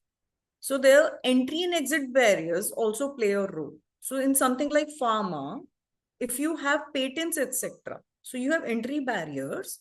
So we have seen for companies like PI Industries, where their patents are getting over in 2025. And for that API, there are new players that are already lined up. So which means what? PI is at a maturity stage where its leadership will be challenged in the API industry, right? So at maturity or later stages of growth, because you have proved a sustainable model of business, you may see more competitors who will work on your model but better than you, right? So that is maturity stage. And decline. Now, what will happen at maturity stage is actually in the later part of maturity stages, because your sales are flattening out, you should have started planning for further capex in terms of inorganic growth. So you could be acquiring new businesses or company at that stage, right? Or you could be entering new markets, right? So so this is again a key stage where you strategize in terms of your expansion plans or your product portfolio. So this is again a heavy capex stage after the launch stage at maturity stage. If you miss to do that, if you miss the bus, then you will enter the declining stage where you will see loss of sales, obviously loss of profitability, because then you are not able to recover your fixed costs, right? So there is a loss of profitability, decreasing cash flows. So, and you may see that during decline stage, the company may be getting rid of its loss-making units or divisions, right? So we often see that companies are doing core versus non-core identification and getting rid of their loss-making or non-core businesses, even if they're profitable, because they are planning for a longer term in future, right? And because, as I said, resources are limited, so they would always want to keep the focus on the core business. So first, the general tendency would be to get rid of the non-core, then the loss-making, and to keep something that is stable and capable of growth. Have we seen? Would you like to respond to me on chat? Have we seen these typical behavior? Okay. Now, so this is launch, growth, maturity, and decline. So these are the 4 stages that decide strategy, because now these 4, where you are. So a launch company cannot have, or rather, if you see growth versus decline, right? So you in a decline stage, you cannot have a strategy which says, I want to have a CAGR of this much, right? There you have to see what you can do to alter the market in your own favor. You cannot target sales before that, right? So this is what typically will drive your corporate strategy. All right. Now, this is a sample corporate strategy, which I've picked up from L&T site. You can go through this later. We'll move on to next slides. I've just kept it as a sample. Now, what is corporate finance, right? So when we are working with limited resources towards organizational goals of profit maximization and wealth maximization, right? Then what are we doing? We have to have established models to take some core decisions, which are what? As we saw, that we'll be taking investment decisions at pre-launch stage generally, or at maturity stage where we have substantial cash flows, and then we have to plan the next steps to keep the company alive and going on for a longer term. Financing decisions. If we are taking investment decisions, then how do we finance the investment that we are going to make, right? And dividend decisions, how are we paying off our stakeholders? So for example, a dividend versus a buyback. So whether I should do a dividend or I should do a buyback, right? This also changes with the life cycle stage. So for example, in the growth stage, you will generally see companies paying negligible dividends. And this is true. So if you will compare a mid or a micro cap IT company which has just entered the market with TCS. So TCS last year paid 100% of its earning per share as dividend, right? Whereas a company in a growth stage will generally not pay dividends. It will retain the earnings. And why will it retain the earnings? To reinvest, because it knows that it is in a stage where it has started showing or earning higher revenues. But in future, to keep on sustaining or increasing either its market share or its product, or to implement new technology, it needs to reinvest within the business. Whereas businesses like TCS have a proven track record and they are cash rich. Obviously, that is also industry related. So your corporate strategy and decision making, we'll understand how, will also be very industry driven, because your obviously working capital cycles and the cash flow cycle are different. So a real estate industry is very different compared to a, a technology, right, company. So that ways your cash flow cycles are pretty different. So these decisions may also not be copy paste formulas. So there are no copy paste formulas as such. So it is more a function of management individually, life cycle of the business, product portfolio, and nature of industry. And we will see, again, we'll drive down further within that how. And risk management, I've already mentioned. Any questions till now, people? Okay. Now, just to give you a bit of examples on the kind of decisions that you will see in each type is investing decisions, financing decisions, dividend versus buyback, right? So as I've already mentioned, investing, evaluating long-term allocation. Now, these are irreversible decisions. So we have to bear in mind when a company goes and acquires another company or sets up a new plant, do you think it is easy to reverse that decision? No, right? Because these are long-term commitments by the company. So the company will not, cannot, and it lose cash if it does, right? It will lose money. So it will generally not. So these are long-term commitments which impact the profitability and sustainability of the company for a longer duration. So then these, what are these decisions? So expansion. So when you are doing organic growth, whether you have to set up new units, new products, right? So you employ strategies like market service. So whether there are new markets which are available to you, or whether you should enter a certain product, right? Mergers and acquisitions. This is inorganic growth, where what will you do? You will again look for deals in the market. So obviously, what is a very essential part of investing decisions is also valuation in case of mergers and acquisition, right? So you will need valuation models. In capital budgeting, you will need models like NPV, IRR, etc. to evaluate your long-term investments in the company for organic growth. Then you may make lease or buy decisions, make or buy decisions. Again, what is most important input that is going is cash flows. And this is a very high level input because cash flows is not so easy to arrive at. It will need projection. So we'll have to make assumption. We'll have to thrash our historical data, right? And we'll have to predict what we can achieve for future, right? So investing decisions will require these techniques, which will have their own respective models, so that we are taking long-term decisions based on solid, substantiated models, right? Now, what is the role of data analytics?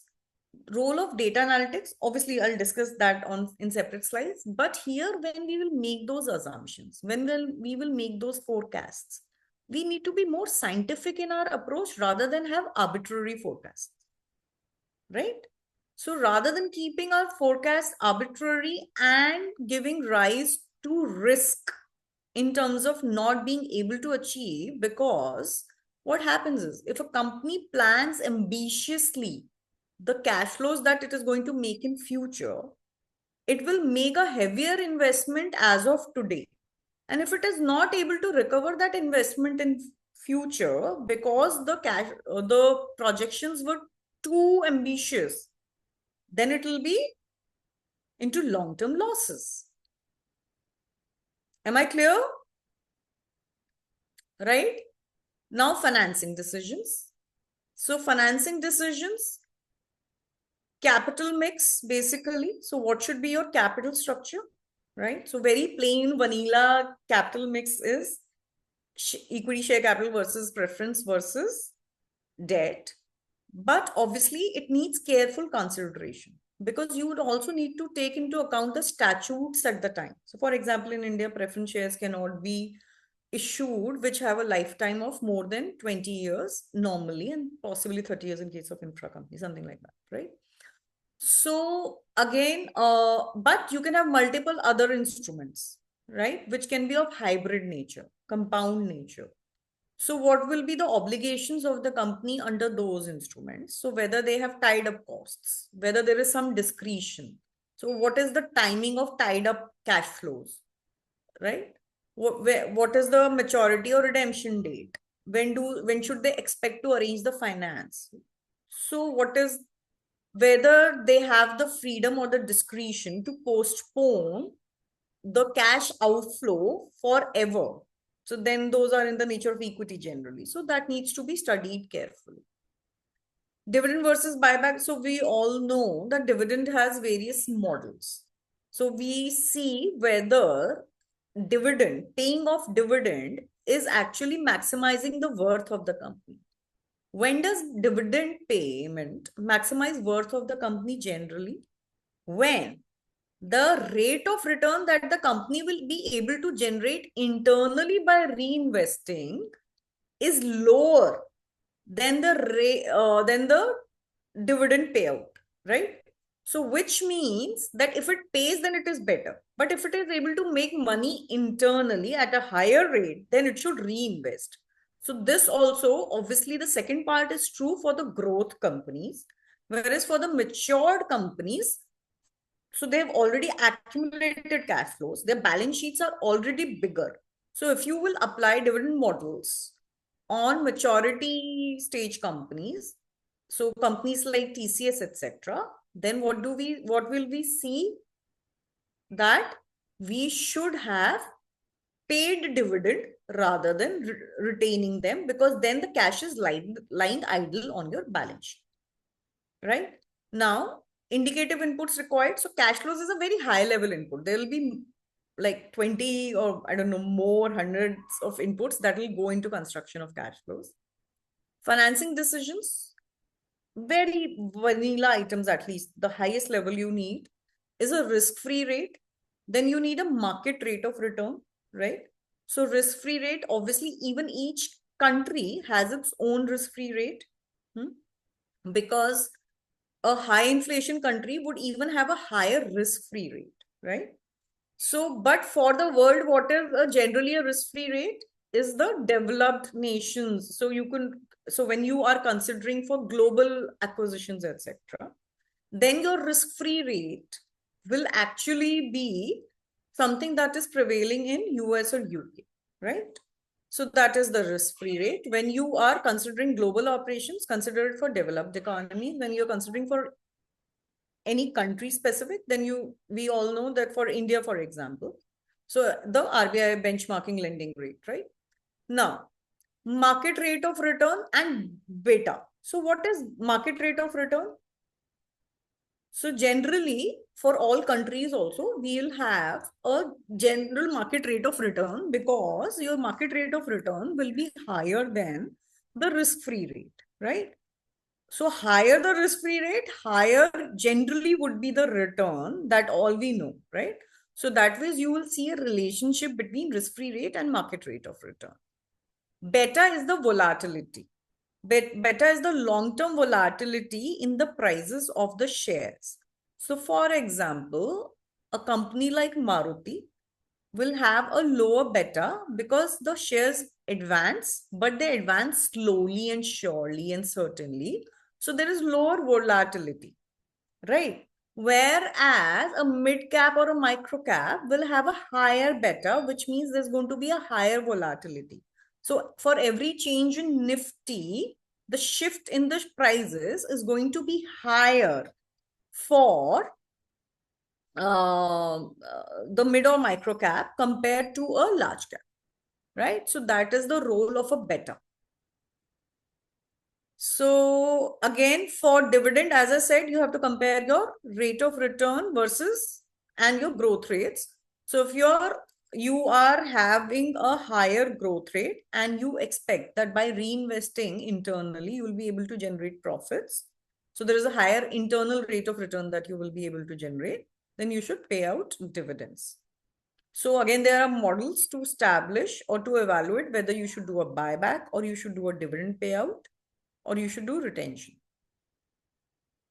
Now, I had kept this as participative session content, but I'll just read it out because you guys are on unmute. Let me check if there is anyone on chat. No. Okay. So, quick question one to you.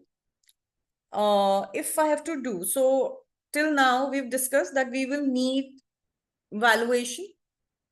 If I'm doing inorganic growth, I'm going to acquire another company or a division from another company, then I'll have to price that deal, right? Valuation of business, debt or equity. So there are two approaches. So I may do again, so there's a little duplication, but basically the idea is I could do it based on discounted cash flow technique where I'll take cash flows into account, or I may do it by valuing the debt and valuing the equity separately, right? Now, project evaluation, again, as I said, that there will be techniques for NPV, techniques like NPV, IRR, etc., payback period, discounted payback, right? Which will be used for project evaluation. So what are the inputs that go in forecasting high-level inputs? So on this slide, we saw that there are high-level inputs for each of the decisions that we are taking. Now, what do you think makes these, right? So then this is the answer, that these are the detailed inputs that go into the construction of high-level inputs, right? So for generation of a cash flow, you would need, so first of all, so for free cash flows to the firm, for example, you need to start from PAT, right? If you're projecting free cash flows to the firm, right, for valuation of a business model, then what is happening? You are projecting cash flows for the future. Now, what is the projection period or the forecast period that you will use? So that you will use medium term to long term depending on the industry. So for example, for technology industry, it does not even make sense to take 5 years. So we'll take something like 3 years, right? And it should not be any longer generally than 5 years unless you can really make some reasonable assumptions. Because yes, the business is expected to grow. So if you're doing a consulting assignment, the client will paint the rosiest picture that my business will go on, I'll have new products, but it is very difficult to substantiate, to verify, right? In that case, there'll be a high downside risk. So we should only consider a forecast period of 3 to 5 years, depending on the industry. And then we can see whether there is a terminal value for the business, right?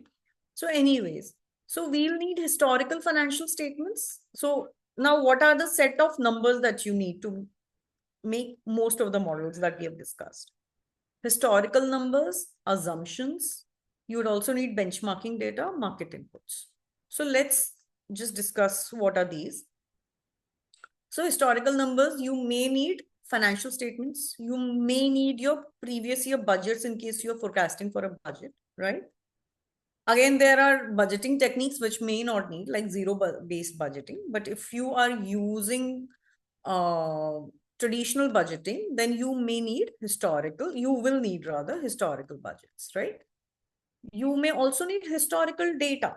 So for example, if I have to forecast for the future, so if somebody has to, as a business, I don't, because for market related inputs, generally you have forecasts available in the market. They may be from paid sources. So how a forecast, so what is going to be the rate of gold in future, right? So gold futures trade in the market, commodity futures trade in the market. So their demand and supply, so the market forces decide, and there is a prediction already available, right? But you again, as individuals, I would encourage that we all go and check. So for foreign exchange, so for USD to INR price, for crude prices, for gold prices. So we can always see that we can see, check out the graphs, and those graphs will present us with a trend line, timeline. And we will see that generally historical movements, at least you can see where the data has been very volatile and where the average is building around to be. So what is the trend line like? What is the so obviously, so minimum and maximum. So you can't consider highly volatile value. So what should be a value if you're making your assumptions, while you're making a forecast? So what is the forex that is a rate that you should assume for next year, next 2 years? So generally for India, the forex, let's say from 2019, has been, so the USD to INR rate, rupee has been becoming weaker, right? Every year. So from 65, we've come down to 90 or so, right? So it has been about 25 to 65, one third, 5 to 6% every year, right? And it may stabilize a bit next year only. So every time you are doing a future forecast for, let's say, export heavy industries like IT and all, forex becomes a very important input, right? So in that case, you will need historical economic data also. Assumptions, growth rates, at what rate you will grow. Scenarios, because your economic scenario. So now there can be, this is other than the slide that I'm discussing. So internal and external factors that impact a business. So what are internal factors and what are external factors that will impact a business? So internal factors that impact a business will be quality of the management, right? Their own strategy related to their products, etc. Externally, macroeconomic environment, geopolitical environment, right? So if policy changes by other countries, right? Policy changes by your own country, right? So inflation. So generally, obviously, external factors are beyond your control. Internal factors, the organization may, and actually it is said that they are beyond your control. But what I think with techniques, because all the organizations take steps to mitigate the risk, right? Any organization worth its salt would, right? Because any organization that believes that they're beyond your control and leaves them unaddressed is bound to suffer. So basically, what actually happens is the risk is mitigated even for external factors, but over a longer period of time. So they cannot be addressed as immediately as internal factors. So I'd not say that they are uncontrollable, right? Benchmarking data, you may compare yourself with your peers in the industry. So you may have P ratios, so the valuation ratios that are being used in the sector, recent deals that have happened, right? Sectoral analysis, how you are doing compared to, how's your P&L looking like compared to your own sector. Market economic inputs, interest rates, forex rates, commodity rates, inflation, right?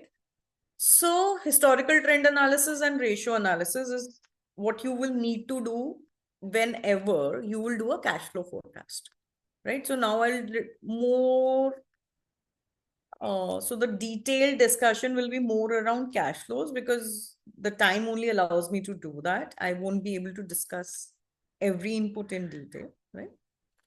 So we'll have to do historical trend analysis and ratio analysis. So the key word here is understanding the business of the client. So you have to very carefully understand the business that you are going to analyze and forecast for. Because each business, depending on the industry, its internal factors like management quality, management proficiency.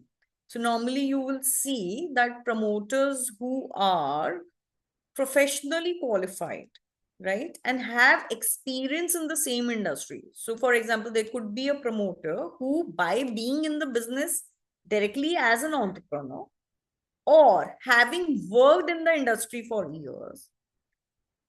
So all of you will agree that the strategy that he will put into play will be more well established than a promoter who's in a non-core business, right? So in that sense, all these things will make a qualitative analysis and they will influence your quantitative analysis, because that's how you will see what is the upside or downside, because what is the reasonability of the forecast being made, right? I hope I'm clear till now. Any doubts, any questions? Okay, I'll go on.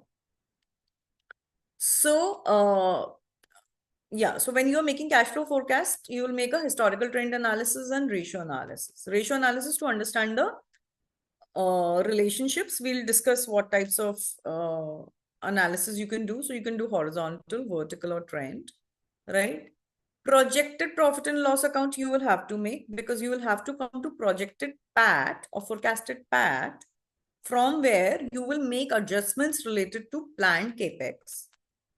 Interest reversal you will do, because you are valuing a business. So any payments that you have made on account of debt also need to be considered, right? So you need to do FCFF, right? So for determining FCFF, you will have to prepare a projected P&L. To arrive at the exact cash flows, you should ideally prepare balance sheets also, and then you should arrive at the cash flow changes. You may, as I've already said, you may need all the 3 bullets that are there on the lower side, on the right side. So we have already discussed that. I'll not repeat myself. Now, what do we know? We have to forecast the data for next 3 to 5 years at least. We also need to know that what kind of a life stage we are at as far as the business is concerned, as far as the products in the business are concerned. Because then only, so do you think a growing company's profit and loss account or balance sheet will look similar to that of a maturity company or a declining company? So the relationships, the ratios will change, right? So you may see that you are not recovering your entire fixed cost. In which case, what is happening? You may have a contribution margin, but you are not able to recover your fixed cost. It is not sufficient. So you may see your contribution margin to net profit margin relationships, which are of a declining nature. Whereas in a growth company, they'll be of an increasing nature. Yes, no, agree, disagree, I don't know, right? Okay, we'll go on. Okay. So you will discuss all your balance sheet relationships. If you are a debt heavy company, you need to see how your debts are structured over the next few years. What are the repayments required? Because those are your obligations. So we need to keep in mind the stage of the company, right? When we are making the forecast. So how do data analytics help? Because do you think there is uncertainty involved? Yes. We are forecasting future periods. Like forecast is a word which is for future periods. So we are forecasting numbers 3 to 5 years down the line. Even if we are assessing terminal value, that is, will business have some growth rate or some earnings till infinity? For that, a simplified formula of terminal value is established. So what I'll do is I have a Excel 3-statement model. I will share it with you guys, where now I can take you through a quick FCFF. So there is a lot planned, but the time is short. So I'll see what I can do, right? So I can do a quick FCFF calculation for you from 2-3 year P&L. And then I can do a terminal value calculation for you based on Gordon's model. So if the business is to consider till infinity, obviously you will not calculate cash flows till infinity, right? So you do a terminal value and include it in your total valuation. But for that, you need growth rates and you need your cost of capital, right? So again, you will need historical data and assumptions, right? And forecasted figures as far as your future expected interest rates are concerned and all. So why are data analytics? Because in a cash flow for future period, you will need all these inputs, which are coming from various sources. So these could be government sources, these could be market related sources. So they all need to be, numbers need to be crunched, because so the first reason is that there's a huge risk, because there is a real cash outflow when you are making either a investment decision or a dividend decision.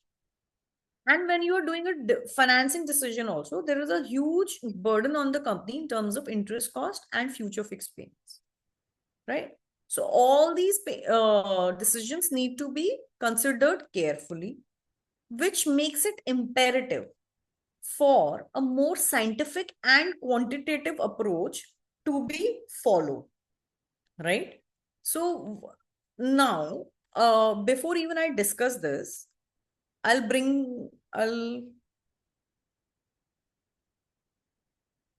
there's this Excel, right? So for example, so now, as I said, I've made a very humble attempt, keeping the time in mind, that we'll discuss what constitutes corporate strategy and corporate finance.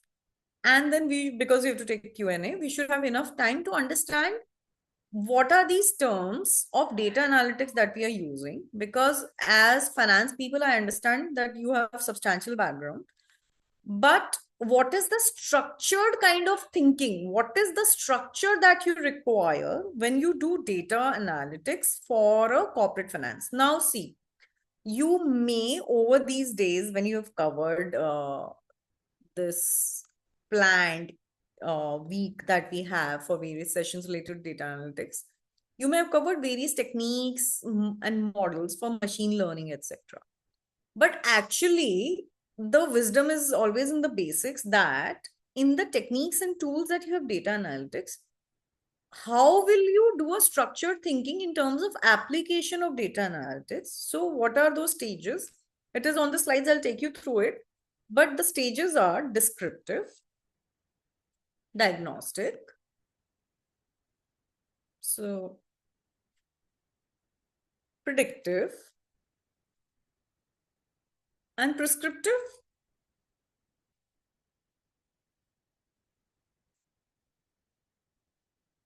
These are the 4 stages, right? So what is descriptive? Descriptive is where you identify the issue, what has happened in the past, because based on that, or what is the trend in the past, right? So based on that only you can come to, so what you have to do actually, let's say, you have to predict the cash flows, and prescriptive is only a higher or a more enhanced level of accuracy in the course of prediction. So where you can say these are the cash flows that you should consider for projection, which means you should have understood your data well. So at this stage, or even before this stage, you should do understanding of business and its drivers. Now, for example, and this is a real export data for some company. So now this is a 3-year sales summary of a printing packaging business, export sales summary only, okay? Now there are 3 years. So from here I know. So now you have to forecast the data for 21-22 till 25-26. Okay. So if you have to forecast the export sales for next 5 years from this data, what are the characteristics of the numbers that you see on the screen? What is the relationship? For 18-19, the export sales was 27 crores. For 19-20, it was 22.6 crores. For 2021, it was 12.2 crores. So for each year, there has been a decline. So from year 1 to 2, the decline has been 16%. And from year 2 to 3, the decline has been 38%. Now, anyone who knows, I mean, all of us know that there was COVID in this year. Now, very simply, can I say that once COVID impact is excluded, I can come back to this level? Will it be prudent to say it? Will it make sense? Can I make that simplistic assumption? Or am I taking a risk in making that assumption? Right? Or, so there can be two risks actually. If I overstate the cash flows, then I will what? And so, okay, let me just repeat something that is of common knowledge, but still. So valuation is also dependent whether it is being done by the buy side or the sell side. When the sell side will do a valuation, what will happen? They'll try and push up the valuation. When the buy side will do the valuation, they'll try to push down the valuation. So we have to see which side we are on, right? Howsoever, whichever side we are on, we should also know that what is the most realistic scenario, first of all, and to what extent you are painting the picture, right? So let's discuss some realistic, predictable, how to build up some realistic numbers, right? So let's see how to do that. Yeah. So can I say that I will recover from COVID and I'll at least come back to these numbers? Isn't that a very simple assumption to make? Why? What are the mistakes we are doing? We will see, right? So in a descriptive analytic, when you are giving just a punchline of what has happened, you're doing a very high level analysis, right? And what have we just done here? We have done a horizontal analysis where we have compared YOY sales, right? When we do so this all is written on the slides, but I'll just start doing some practicals also. So when we do a vertical analysis, obviously what we are doing, relationships within the same year of numbers, right? And then we may do a trend analysis, which is comparable or based on a base year. So each year as a percentage of a base year. So do you have a clear trend, uptrend or a downtrend, or is it a mixed trend where you can't really where it will not help you predict any number for future really, and then you have to take a different course. All right, but in this case, you have a clear declining trend. Now, why it is important? In 1920, we all know there was only a lockdown of 1 week, right? Which means my export sales. So in if there was an export sales of 27 crores, so each month I made an export sales of 2.5 crores roughly, 2.25, right? 2.25 crores, which means in a week I may have made around 60 lakhs of whatever. So I've only lost 1 week of sales, not much, right? But the decline is higher. So what has caused it? We need to see, right? And then the rate of decline is even higher.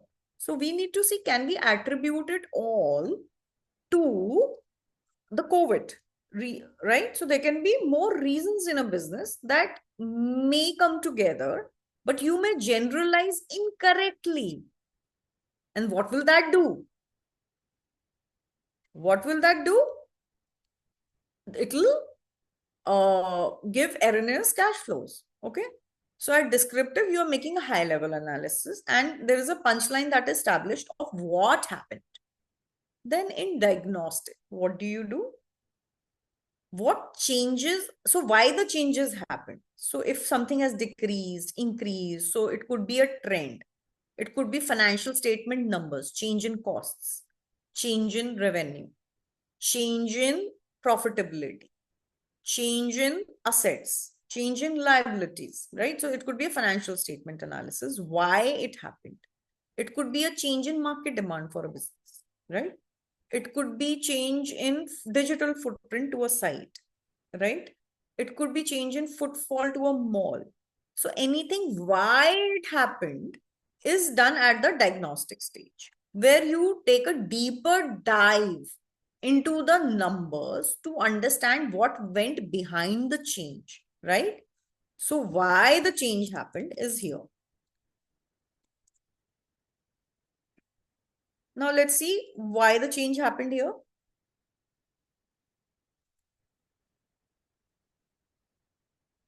So when I plot, what I've done here, I summarize the data by, yeah. So I've summarized the data by client, by customer name here, right? And then for each of the 3 years, I have customer-wise numbers. So if I have customer-wise numbers, that total information remains the same, but I have a customer-wise breakdown. So you need to sort of summarize, classify the information, also arrange it. So I've then sorted the information. So I get to know that so let's say these two were making more than 1/3 of my sales earlier. And now what has happened? Their sales have really dipped, right? So this is what is apparent on a customer level. So what will happen? I've made some analysis here. We'll come down. So because customers may not give me a very clear insight, or we will see whether we need to come to a more detailed analysis of the customers later. I also did a higher level summarizing or by country of the export sales for each of the years, right? So what do I see?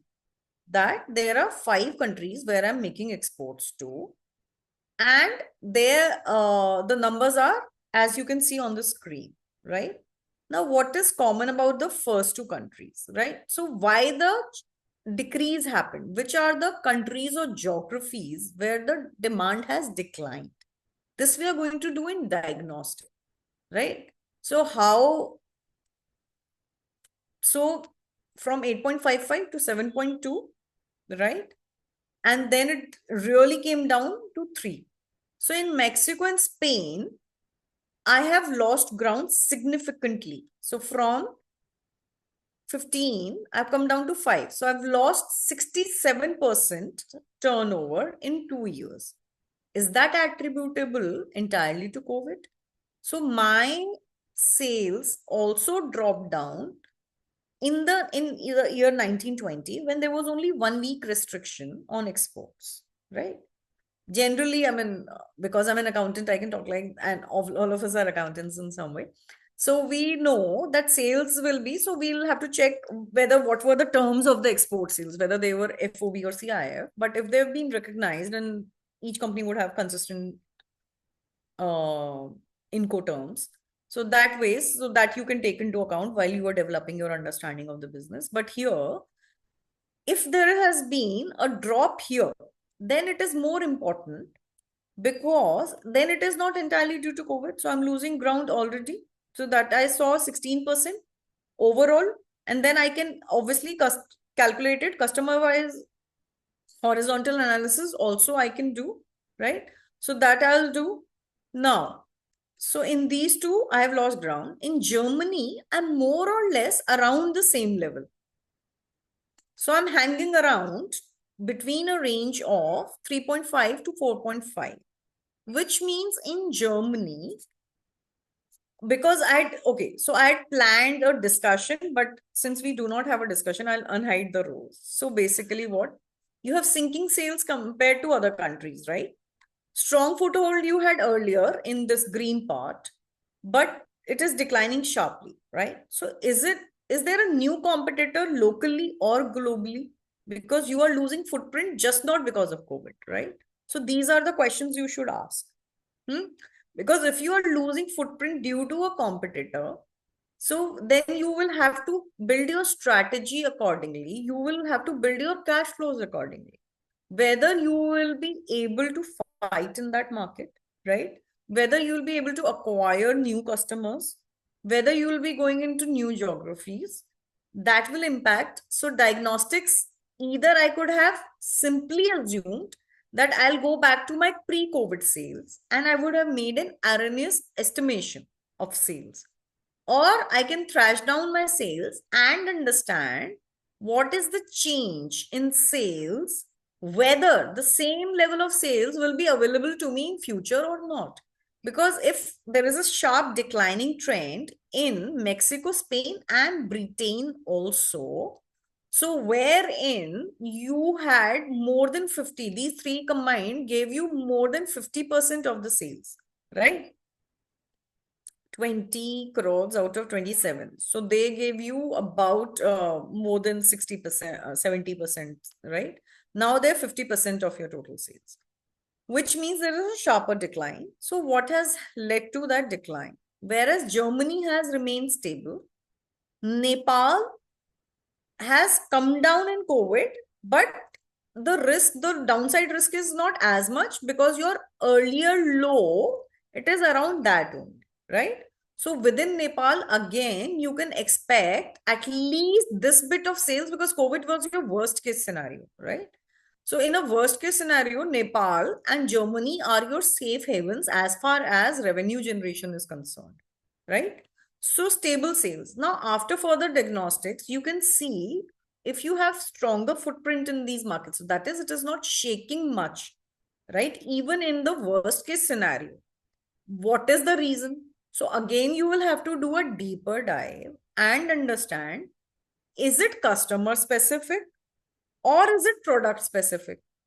If it is customer specific, your strategy will be to sell more products to the same customer, right?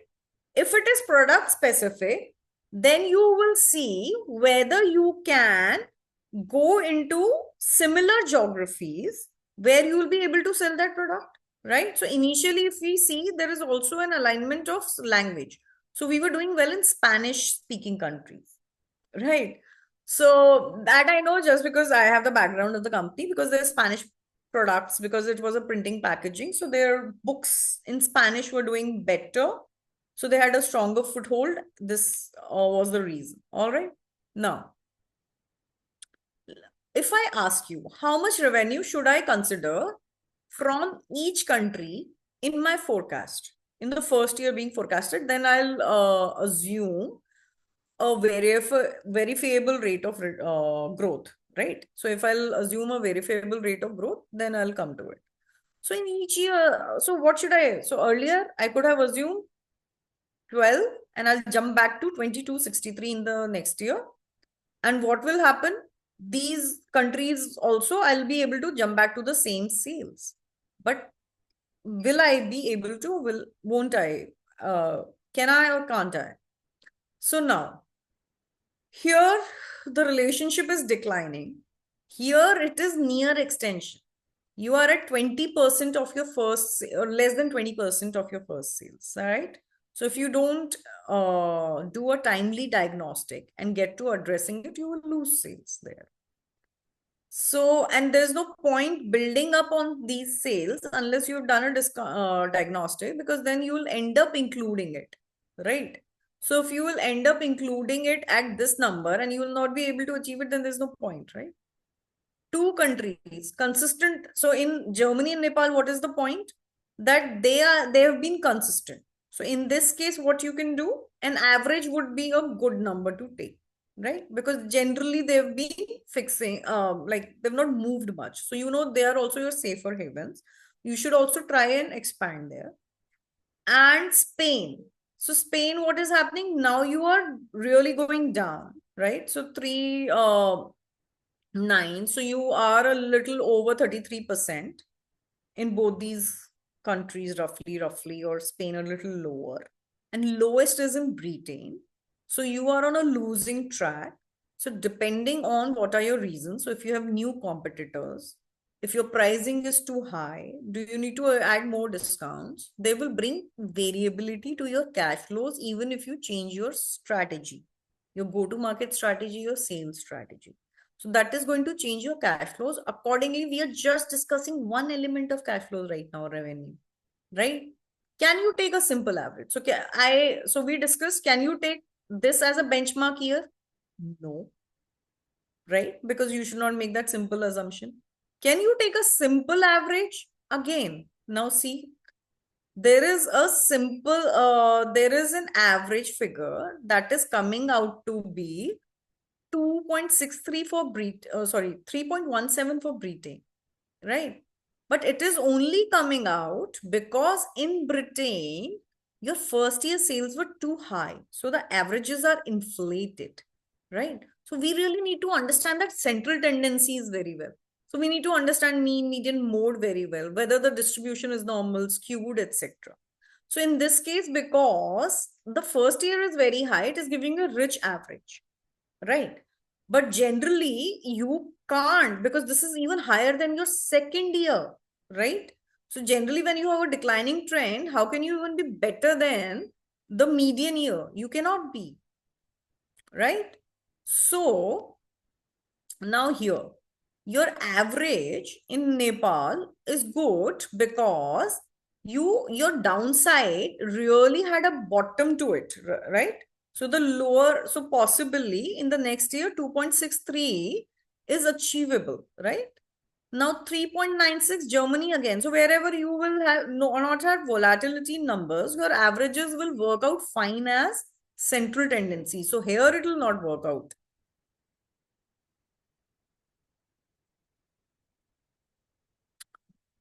Spain, 4.58, right? Now, can you make that assumption in Spain? We'll have to see. 4.58 may look reasonable at this point, but again, you should do a more detailed, deeper diagnostic to understand the reason of change. So if there is a competitor which has entered the market, because if you see, so if I just do a horizontal calculation of the decline here in Spain and Mexico, right? So what was the decline?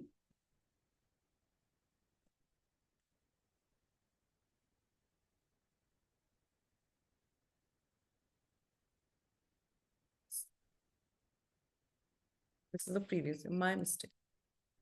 So in this year, we came to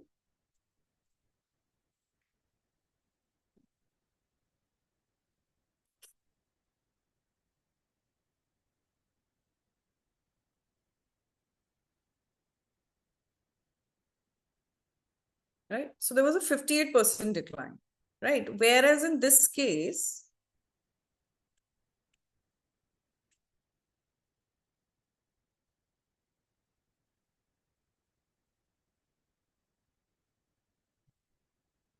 it is 16%, right?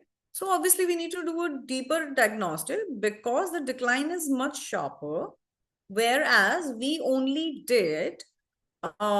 missed 1 week of sales. So 4.95 and 4.58. So 4.96 is where we are. 4.58 is the average.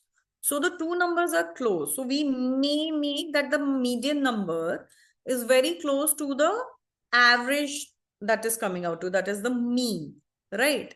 So in this case, I may make. Now, why is that happening?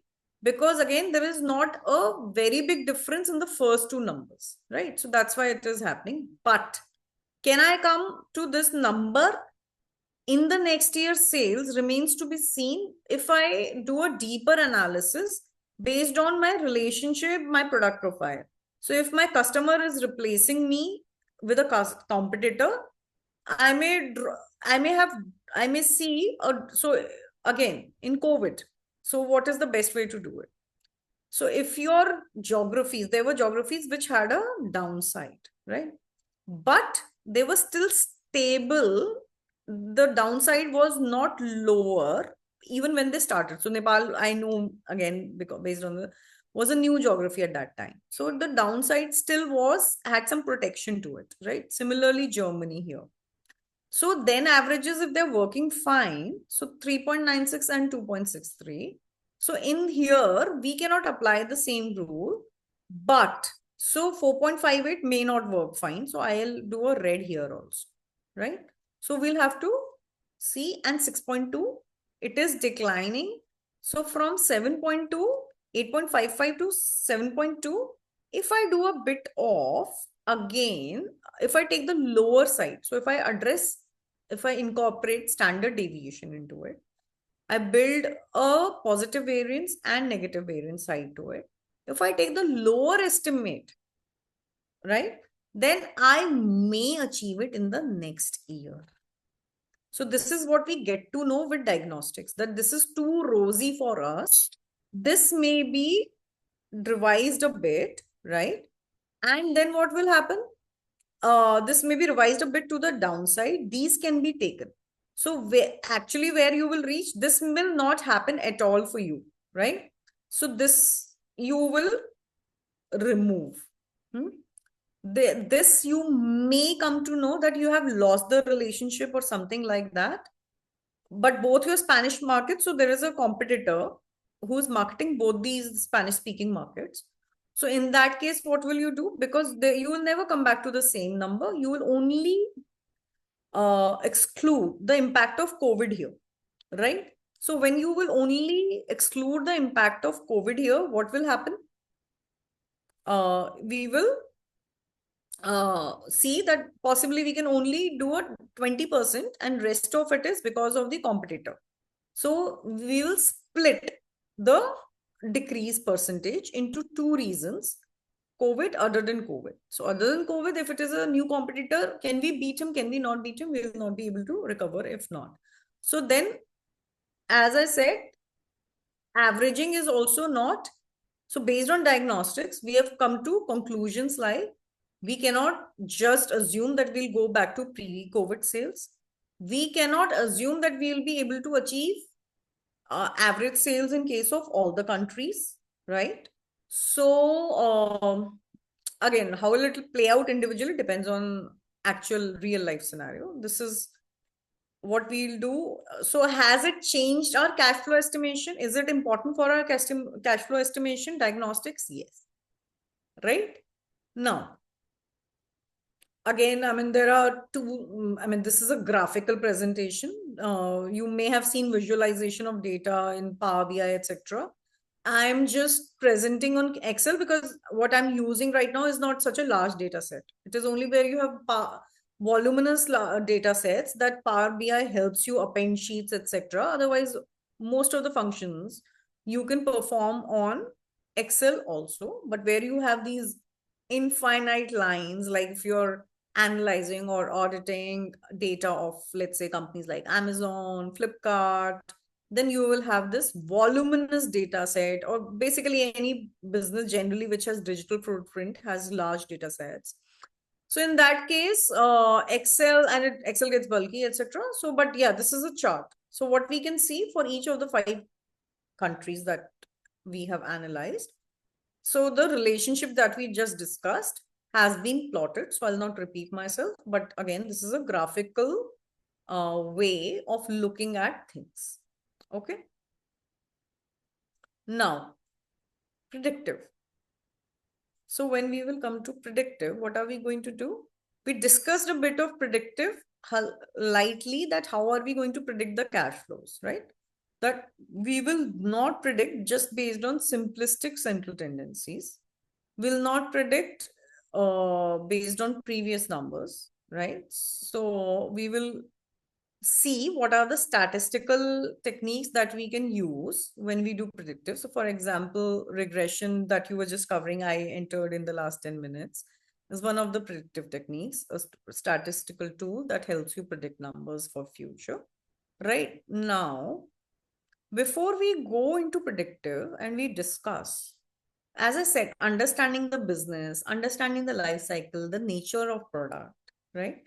Now we will see some relationships because it helps you fit the curve, as you say, when you are doing prediction, when you are doing predictive analytics.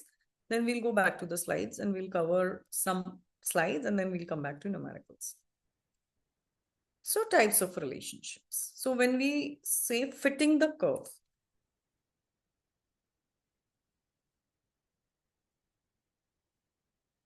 so in regression analysis, generally what we generally hear is AX plus B plus minus E, right? So there's an error impact also that is taken. So now in a linear relationship, you will have a slope, which is your A coefficient of X, right? Now higher the coefficient, more inclined or more steep the slope, right? So that is the relationship. Now, what are relationships or functions we are looking at here is linear, inverse linear. We'll discuss them one by one.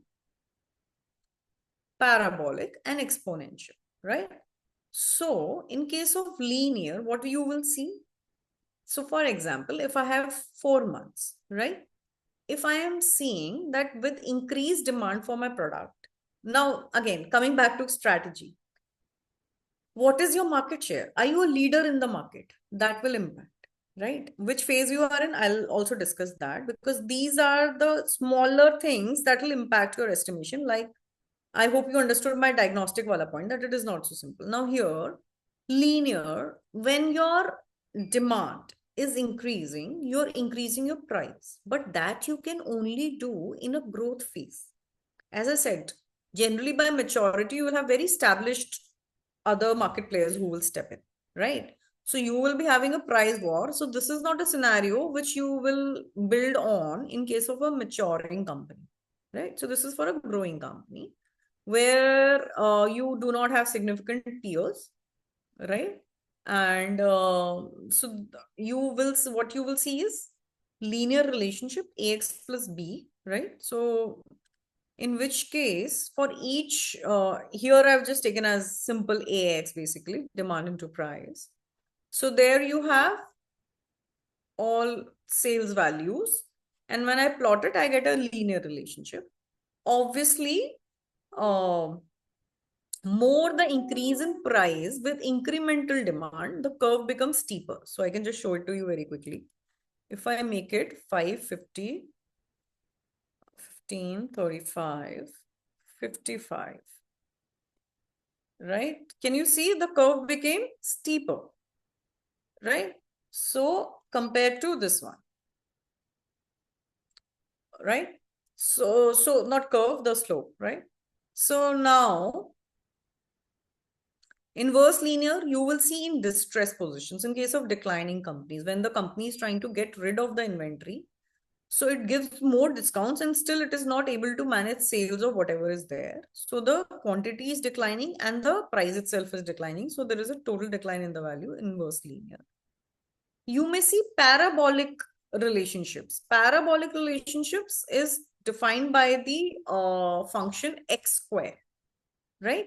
So what is parabolic? When something is increasing at a higher rate, right? So when I discussed, so for example, first very good example is share price. So in a bull run, you will see that there are, so normally your volumes and the share prices are related, but the rate at which price of a good company, so with a good management, with solid results in a bull run, you may see a parabolic curve, which is, so if you see in here, you are coming to a relationship of,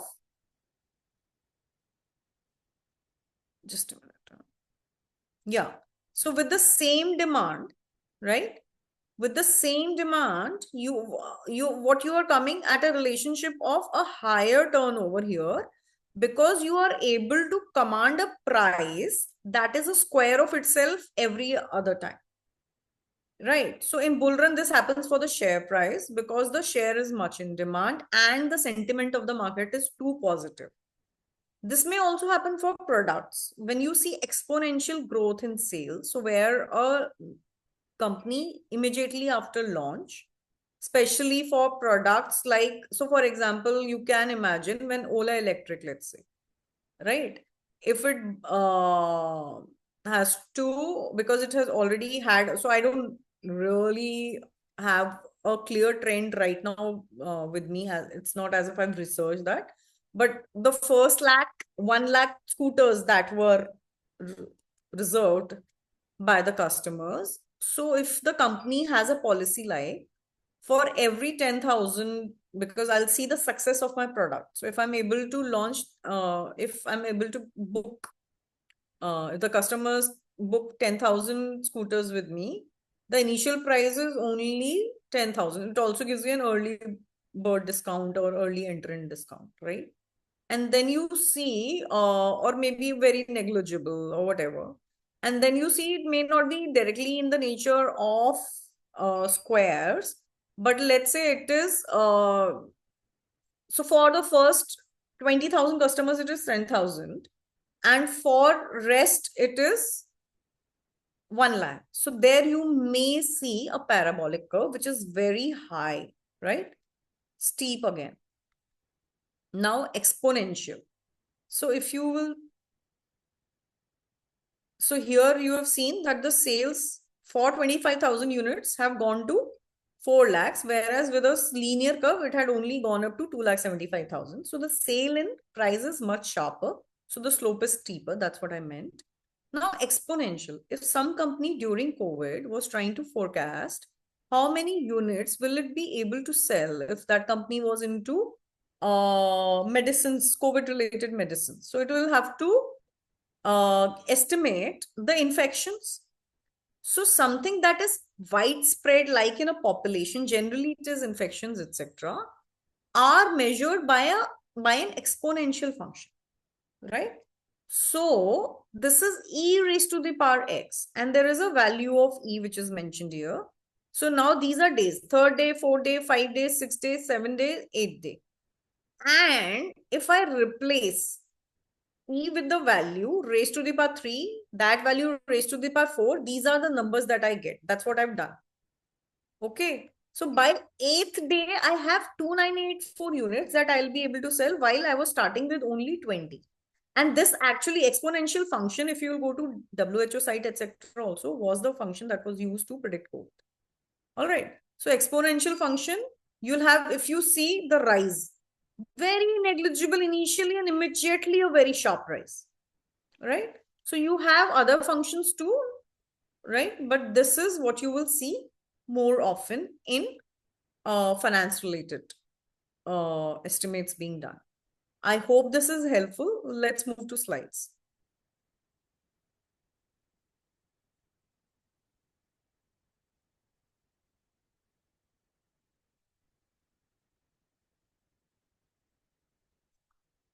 Okay.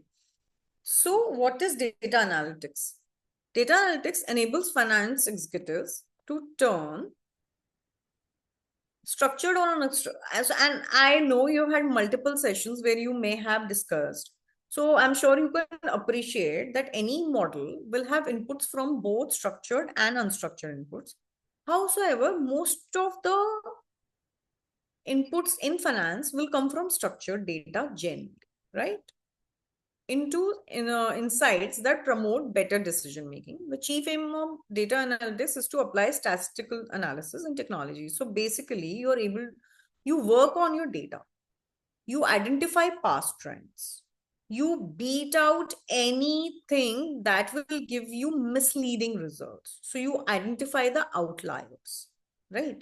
So when you identify the outliers may be ignored at times, or they may give you learnings also. So if there is a new launch geography wherein you have initial success, right, which is extraordinary, right? So it may be a rate of sales that you may not be able to generate usually, but you can pick up your learnings, what you did well there. And you may see that if you even discount it to some extent, what is it that will continue to, that you can continue to do in future in other geographies, right? And data analytics allows finance teams to scrutinize that. I've told you, you'll have to thrash your data. As we saw, you can't make simplistic assumptions because financial decisions have severe implications in the long term. And comprehend vital metrics and detect fraud in revenue. So it is even in fraud investigations, you can use analytics, right? Because as we were seeing, we can go and perform diagnostics specially. We can really cut, slice, dice the data by various dimensions, on various dimensions. So we did, like, we had customer related information. So we summarized it by country, customer, then by country, right? Obviously, I'm not doing a real life scenario here, So we did not go into detail of pricing, etc. Otherwise, we can boil it down to pricing, right? So if there was any customer who was given exceptional discounts, right? That also you can again analyze. So you can do some fraud investigation also. This is the summary: descriptive, diagnostic, predictive, prescriptive. So what is descriptive? What happened? Diagnostic, why did this happen? Predicted, what might happen in the future? What is it that you think will happen in the future? Prescriptive, what should we do next? So prescriptive is what we should do next, because now what will be the difference between predictive and prescriptive? So in predictive, we did a high level estimation of what is the revenue going to be in the first one. But that was also because we were just thrashing our data. Once we have done a deeper diagnostic, we should have a very firm estimate. So when we come to firm estimates, that is the stage in finance where we will have prescriptive analysis. All right. Prescriptive is more in-depth, better accuracy, enhanced softwares. That's what the difference between predictive and prescriptive is, Jen. Okay. These are some detailed notes. You can go through these later. Mostly it is in summary slides that in the previous slide that I explained. Now, descriptive, as I said already, it is very high level, right? If it is high level, then what you are doing? So in case of a financial statement, you are analyzing it horizontally or vertically. That is, you're doing a YOY analysis, right? Or you may be doing a peer-to-peer analysis. Or in a vertical analysis, you may be doing, okay, I'll just get back to something after completing this slide. Yeah, so trend and horizontal analysis, trend analysis, vertical analysis, and ratio analysis. So ratio analysis, there are various ratios, again, industry specific, also companies situation specific. So there are companies which are high in debt. So you will have to do all the debt related ratio study in detail, right? For a launch company, revenue ratios, revenue related ratios, or P&L related ratios may not be so important. Similarly, for tech company, inventory related ratios may not be so. So depending on that, you will pick up your ratios, KPIs, basically key performance indicators for that company, and you will analyze the company. Identify demand trends, I've already mentioned it. So it could be related to digital businesses, non-digital businesses, depending on the source or the driver of the demand, you'll be able to identify the trend. Measuring progress to goals in relation to KPIs. So in case of budgets or strategy documents in a corporate, your KPIs are already set. So when you compare the actual performance achieved to the standard that is set, you're still performing a descriptive. And beyond that, you will do a diagnostic act for all these things. So you may do a diagnostic to better understand the financial statement. You can better understand a change in demand trend by doing a diagnostic. Or you can do a diagnostic to understand why you have fallen short in the actuals when you compare them with the targeted performance, right? Now, diagnostic, very simply, reasons of relationship, change in cost structures, margin. So you basically take a deeper dive. I'll not, so we will see some statistical analysis on a separate slide and then in Excel. These are the statistical techniques that you will apply, right? So what all what all technique concepts will come in handy, right? So statistical concepts that will come in handy. So there is standard deviation, covariance, correlation, regression analysis, probability tree analysis. Now standard deviation analysis. Okay, let's go to the Excel, because that's where I can explain some of this. Fitted curves we've already discussed, right? And then we'll just have two more concepts, which is basically predictive, prescriptive on the slides. So let's go back to the Excel.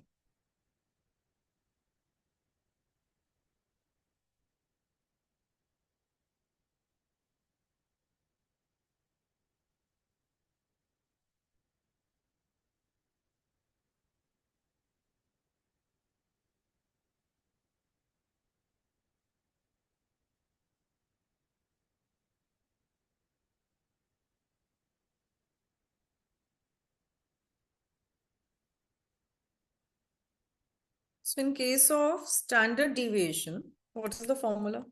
Simply, or what is the purpose? Formula.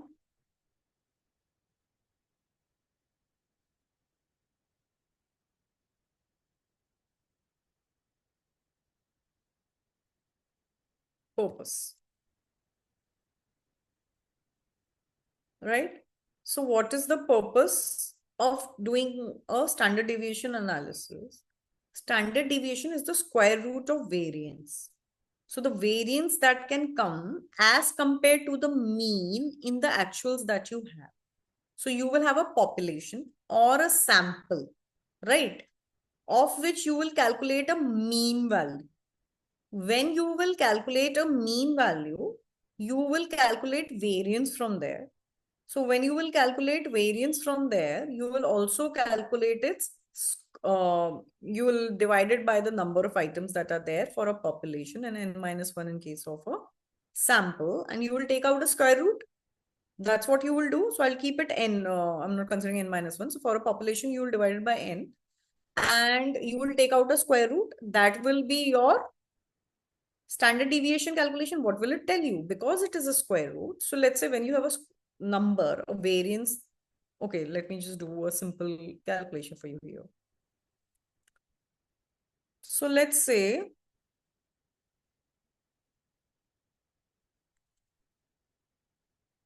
just to, I hope.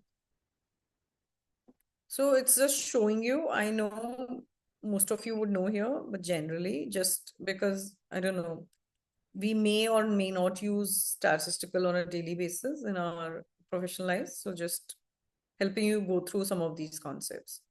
So for example, these are my 3-year sales. These are my median export sales. And also because of the fact that they exclude COVID. So I take them as my sales that I would want to analyze, right? Now, based on which I could make forecasts, right? So now, I have also calculated average of 3 years. So what I do x minus x bar. X minus mean, I'll say, because, right? So this is my mean and this is my x for now, right? So what is it given? What is it giving to me? X minus mean. So I'll do a x minus mean everywhere. So now if for all the 5 countries that I have, if I'm doing x minus mean, in this case, because I have to square them off, because what is the formula? And as I said, I'm ignoring the n minus 1, but I'll take it as simply as n. So this is square root of, right?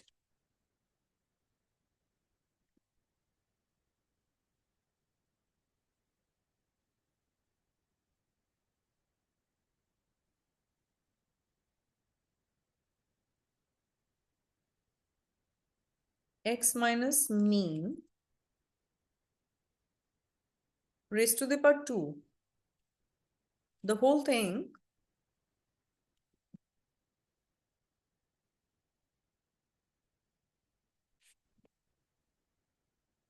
this whole thing divided by n. Okay. So this is my standard deviation. So now, just to again, little bit of discussion. So if I have, and so if this value comes to 9, of which I'm calculating square root, then the square root will be both plus and minus 3, right? Which means I'll have upside volatility and downside volatility also. So this is called standard deviation. So if you will see, even in mutual fund analysis, when you analyze your portfolio, there is a significant role of standard deviation, because that gives you a fund which will have a higher standard deviation, means has a higher volatility. So even though the returns may be higher in a particular year, but if it has a higher standard deviation, then it means that there's going to be a higher volatility, which means it may not be safe to use, safe to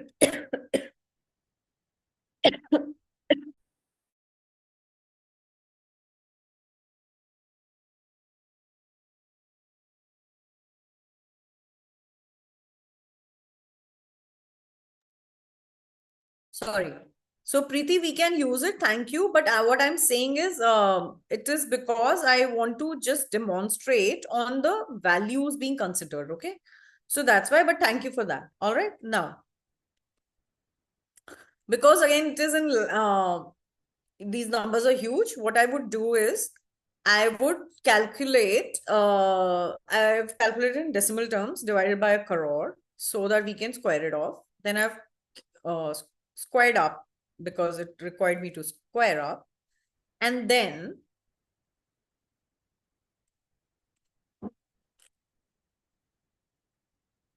hold on. X, it's okay. Mean value has disappeared. That's why it's giving me a, yeah. So now you have 2.1, which is coming as a sum of x minus x bar square. And then what we will do, we will divide it by 5 and we'll calculate the square root of it, which is 0.64. So this means my standard deviation is 64 lakhs. So if I take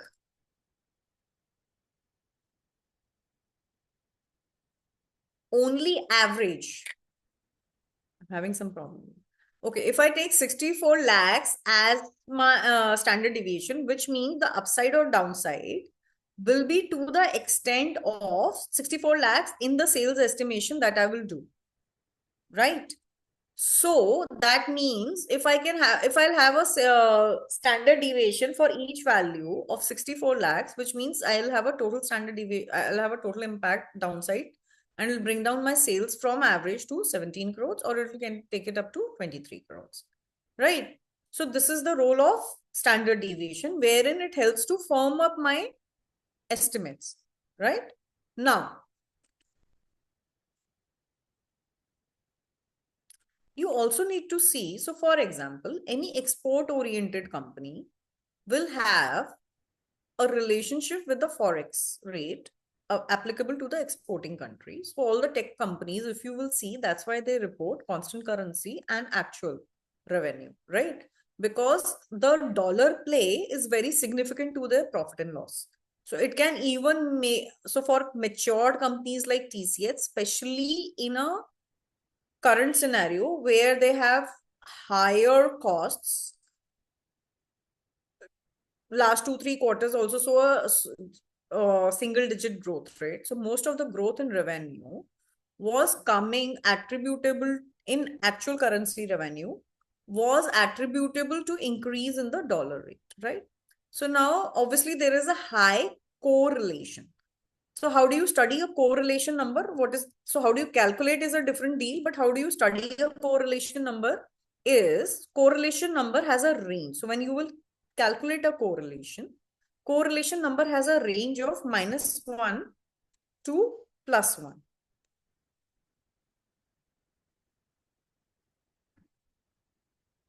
Right? So which means -1 to +1. If it is towards 0, then it is a weak correlation.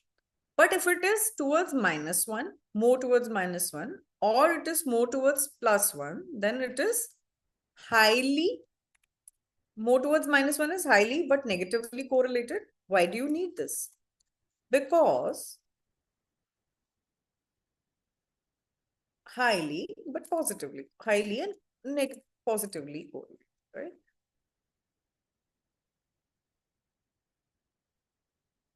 Why do you need these? To understand, so the relationships, what will be the drivers? Now when you will understand the business, you may have identified a number of drivers, but then what you will only consider in the estimates is the driver that will have a higher correlation, a stronger correlation, and you will ignore for now the weaker ones because they are not really contributing significantly. So you'll ignore the weaker ones and you will, so wherever there is a direct correlation. So for example, if there is, gold watches, jewelry business, it is directly correlated.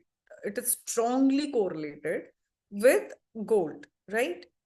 In a booming economy, again, economic scenarios, in a booming economy, the luxury segment, right, is correlated to the increase in returns being, so number of increase in 1% and top to 10% tier of the income population, right? Income earning population. So this way you will see what is the correlation, right? Then you have, I think I was hearing something, under covered probability already to some extent. How does probability help you? Probability can help you. So for example, where there are multiple scenarios, right? So what is the, so expected value outcome? I'll write the formula for correlation also here, because time is, but we can calculate later. So correlation is covariance xy. So if there are two variables being studied, right, and you have already calculated the covariance, and those two variables are xy. So relationship between export sales and the forex, right? Relationship between gold sales, right, and rate of gold. So if there is covariance in xy, so then what you will have divided by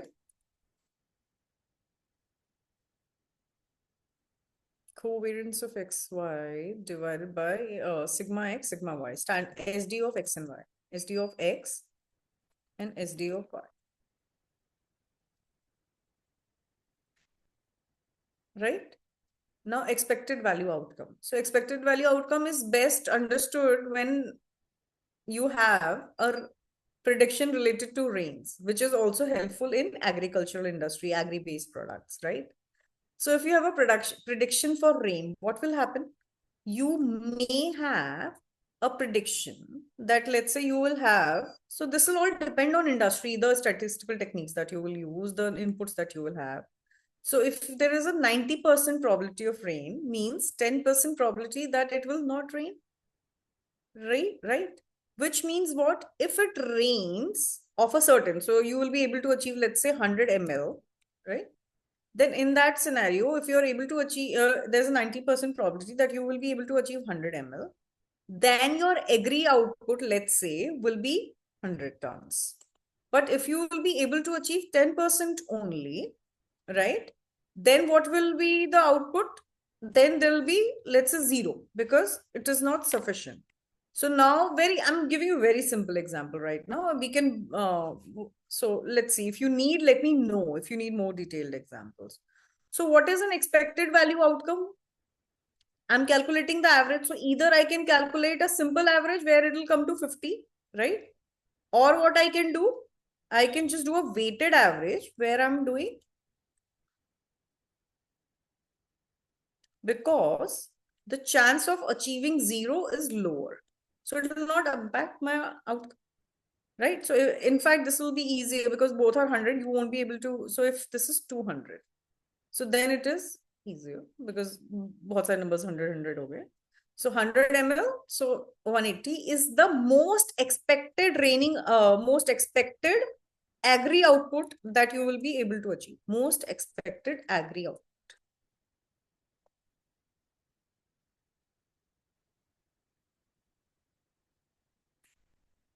Right? It can be for more number of cases also, but this will always total up to 100. So if you have something that is 60, 30, 10. So again, you can have outcomes in each of the scenarios. You'll multiply and add them together. But so you can keep on increasing, but the total of probabilities is going to be 100. Right? Now,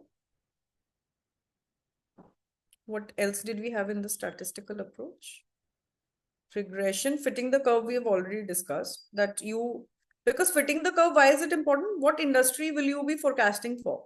So if you're forecasting something as exponential, which stage are you? So something like a COVID medicine, etc. when I told you. And yeah, so this is also emphasizing, I was about to start a little bit of a discussion. So do you think this is very simple? Organizations don't make mistakes. Organizations make very simple mistakes. Borosil is such a well-established company, right? It acquired a company in Europe. So Borosil, what do you think is what is the stage of Borosil business? So the Borosil renewables business was a relatively new business compared to the parent business, which is into crockery, etc. Right? So, but still it was maturing business. Since it was maturing, it planned for expansion. And then what happened? It acquired a company in Europe where it did not take into account the long-term impact of changes in gas prices on the P&L of European companies. Now, Borosil Renewables price has come down by 50% of its highest peak when the news caught up that it is acquiring another company in Europe.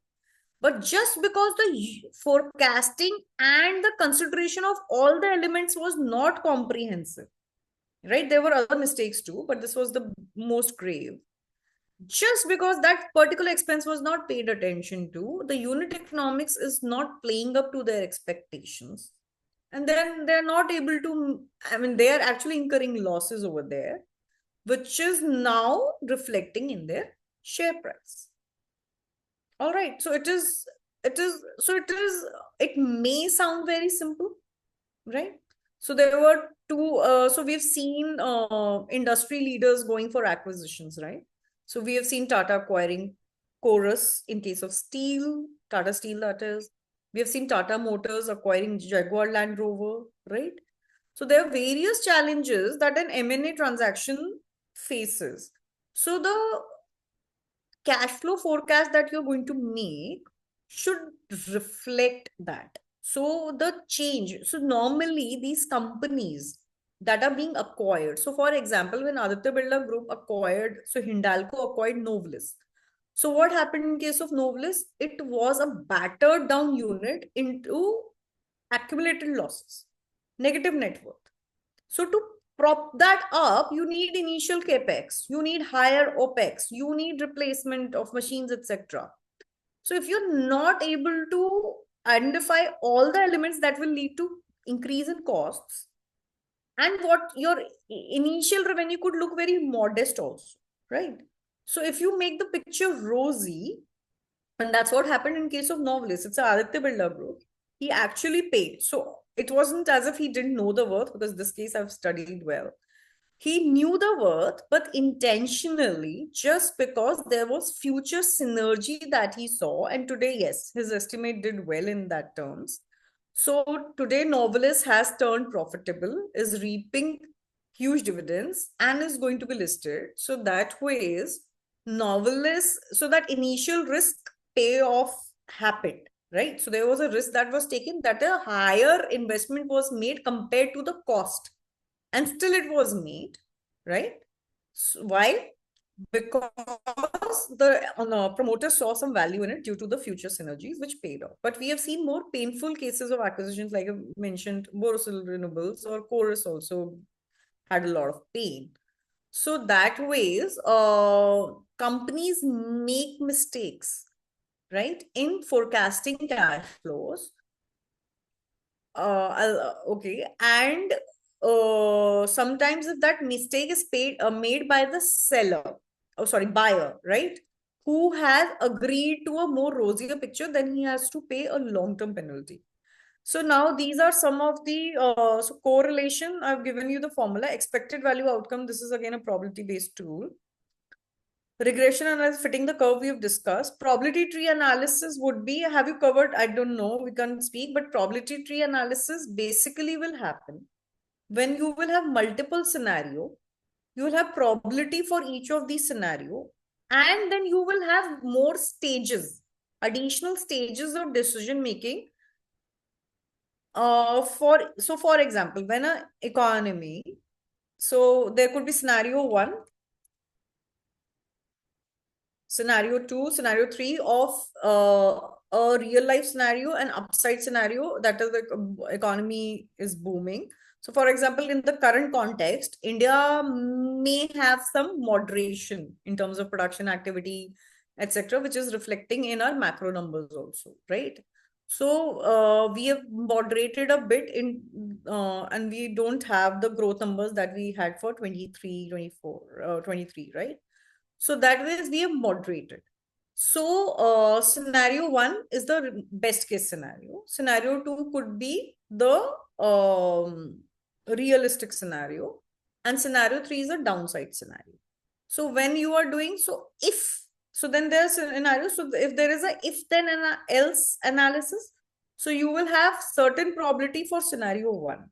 So if scenario one happens, then I'll be able to do so much sales only if I am able to, if I give so much discount, right? So for each level of sales outcome, you'll have to make a probability tree analysis to come to the most firm estimate number for various scenarios.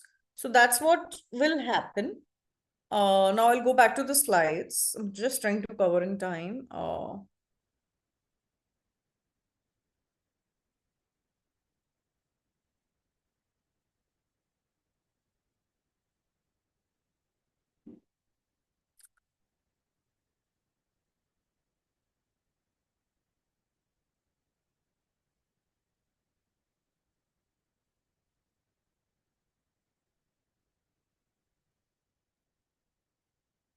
So predictive analytics will help you forecast future cash flows, predicting forex, crude prices, share prices. So there is a lot of future information that you need to make.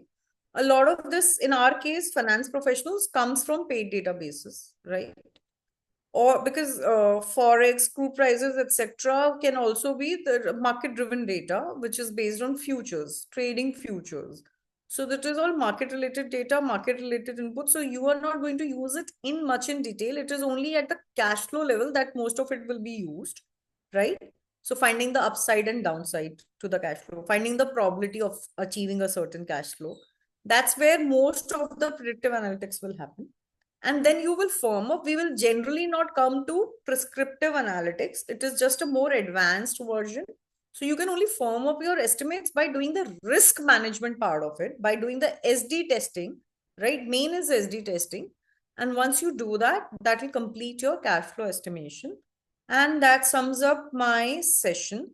So, any questions?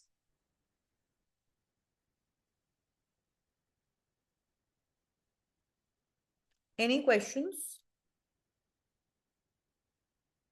Or you want me to do any practicals, any questions, anything else?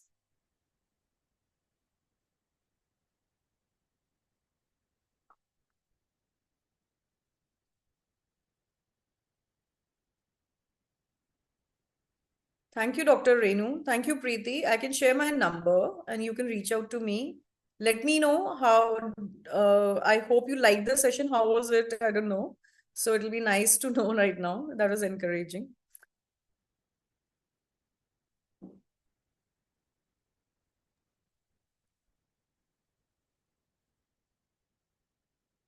Thank you, Kanupriya ma'am, for the insightful and engaging session on the role of Thank data you. analytics in driving corporate strategy and influencing corporate financial decisions. Mm. Your deep expertise and the real world examples that you have used in your session has shown how data driven decision making is not just a trend, but it is an essential tool for businesses in today's fast paced environment. And moreover, the your explanation of how data can optimize financial strategies, especially uh, improve forecasting and drive business growth, has given us a clear understanding of how we can integrate these practices into our organizations, right? And once again, we thank you for sharing your knowledge and experiences with us today. Thank you so much. Thank you. Thank you so much. Thank you. It was my privilege all the way. Thank you so much. So, dear participants, we have shared the attendance link as well as the feedback link of both sessions in your WhatsApp group as well as on your email. Do fill that as soon as possible because the form will stop taking response after 9:45, I think. 9:45. It's And 9:30. additional, sorry, ma'am, 30. 9:30, yeah. And additionally, we have shared all the resources of given by different experts in the Google Drive, and we have shared that link in the WhatsApp group, so you can access those PPTs and datasets. I'll share the slide with you, ma'am, because I've updated the presentation a bit. I'll share the slide. And my Sure. time estimation actually went awry in this case because normally I do participative sessions. So I sort of timed it like that. So let me know your feedback on that too. I'm okay. I'm open to Sure, it. sure, ma'am. I think audience has enjoyed the session. That is why they were not responding. Let's see. Let's see. The feedback will let us know. Thank you so much, ma'am. Thank you. Absolutely wonderful being here. I'll leave now. Yeah, sure. Participants, we have shared our studio installation instructions and the drive link itself for day 5. So kindly go through the instructions and install our studio for tomorrow's session. Both the sessions would be on our studio taken by Dr. Mikhilesh Yadav.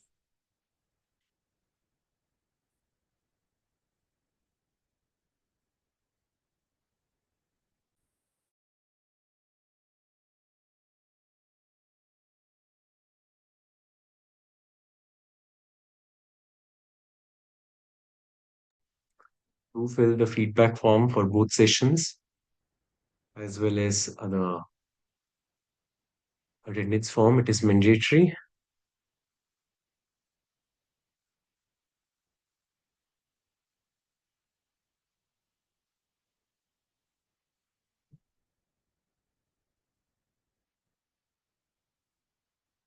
I hope you all are liking the sessions, expert sessions.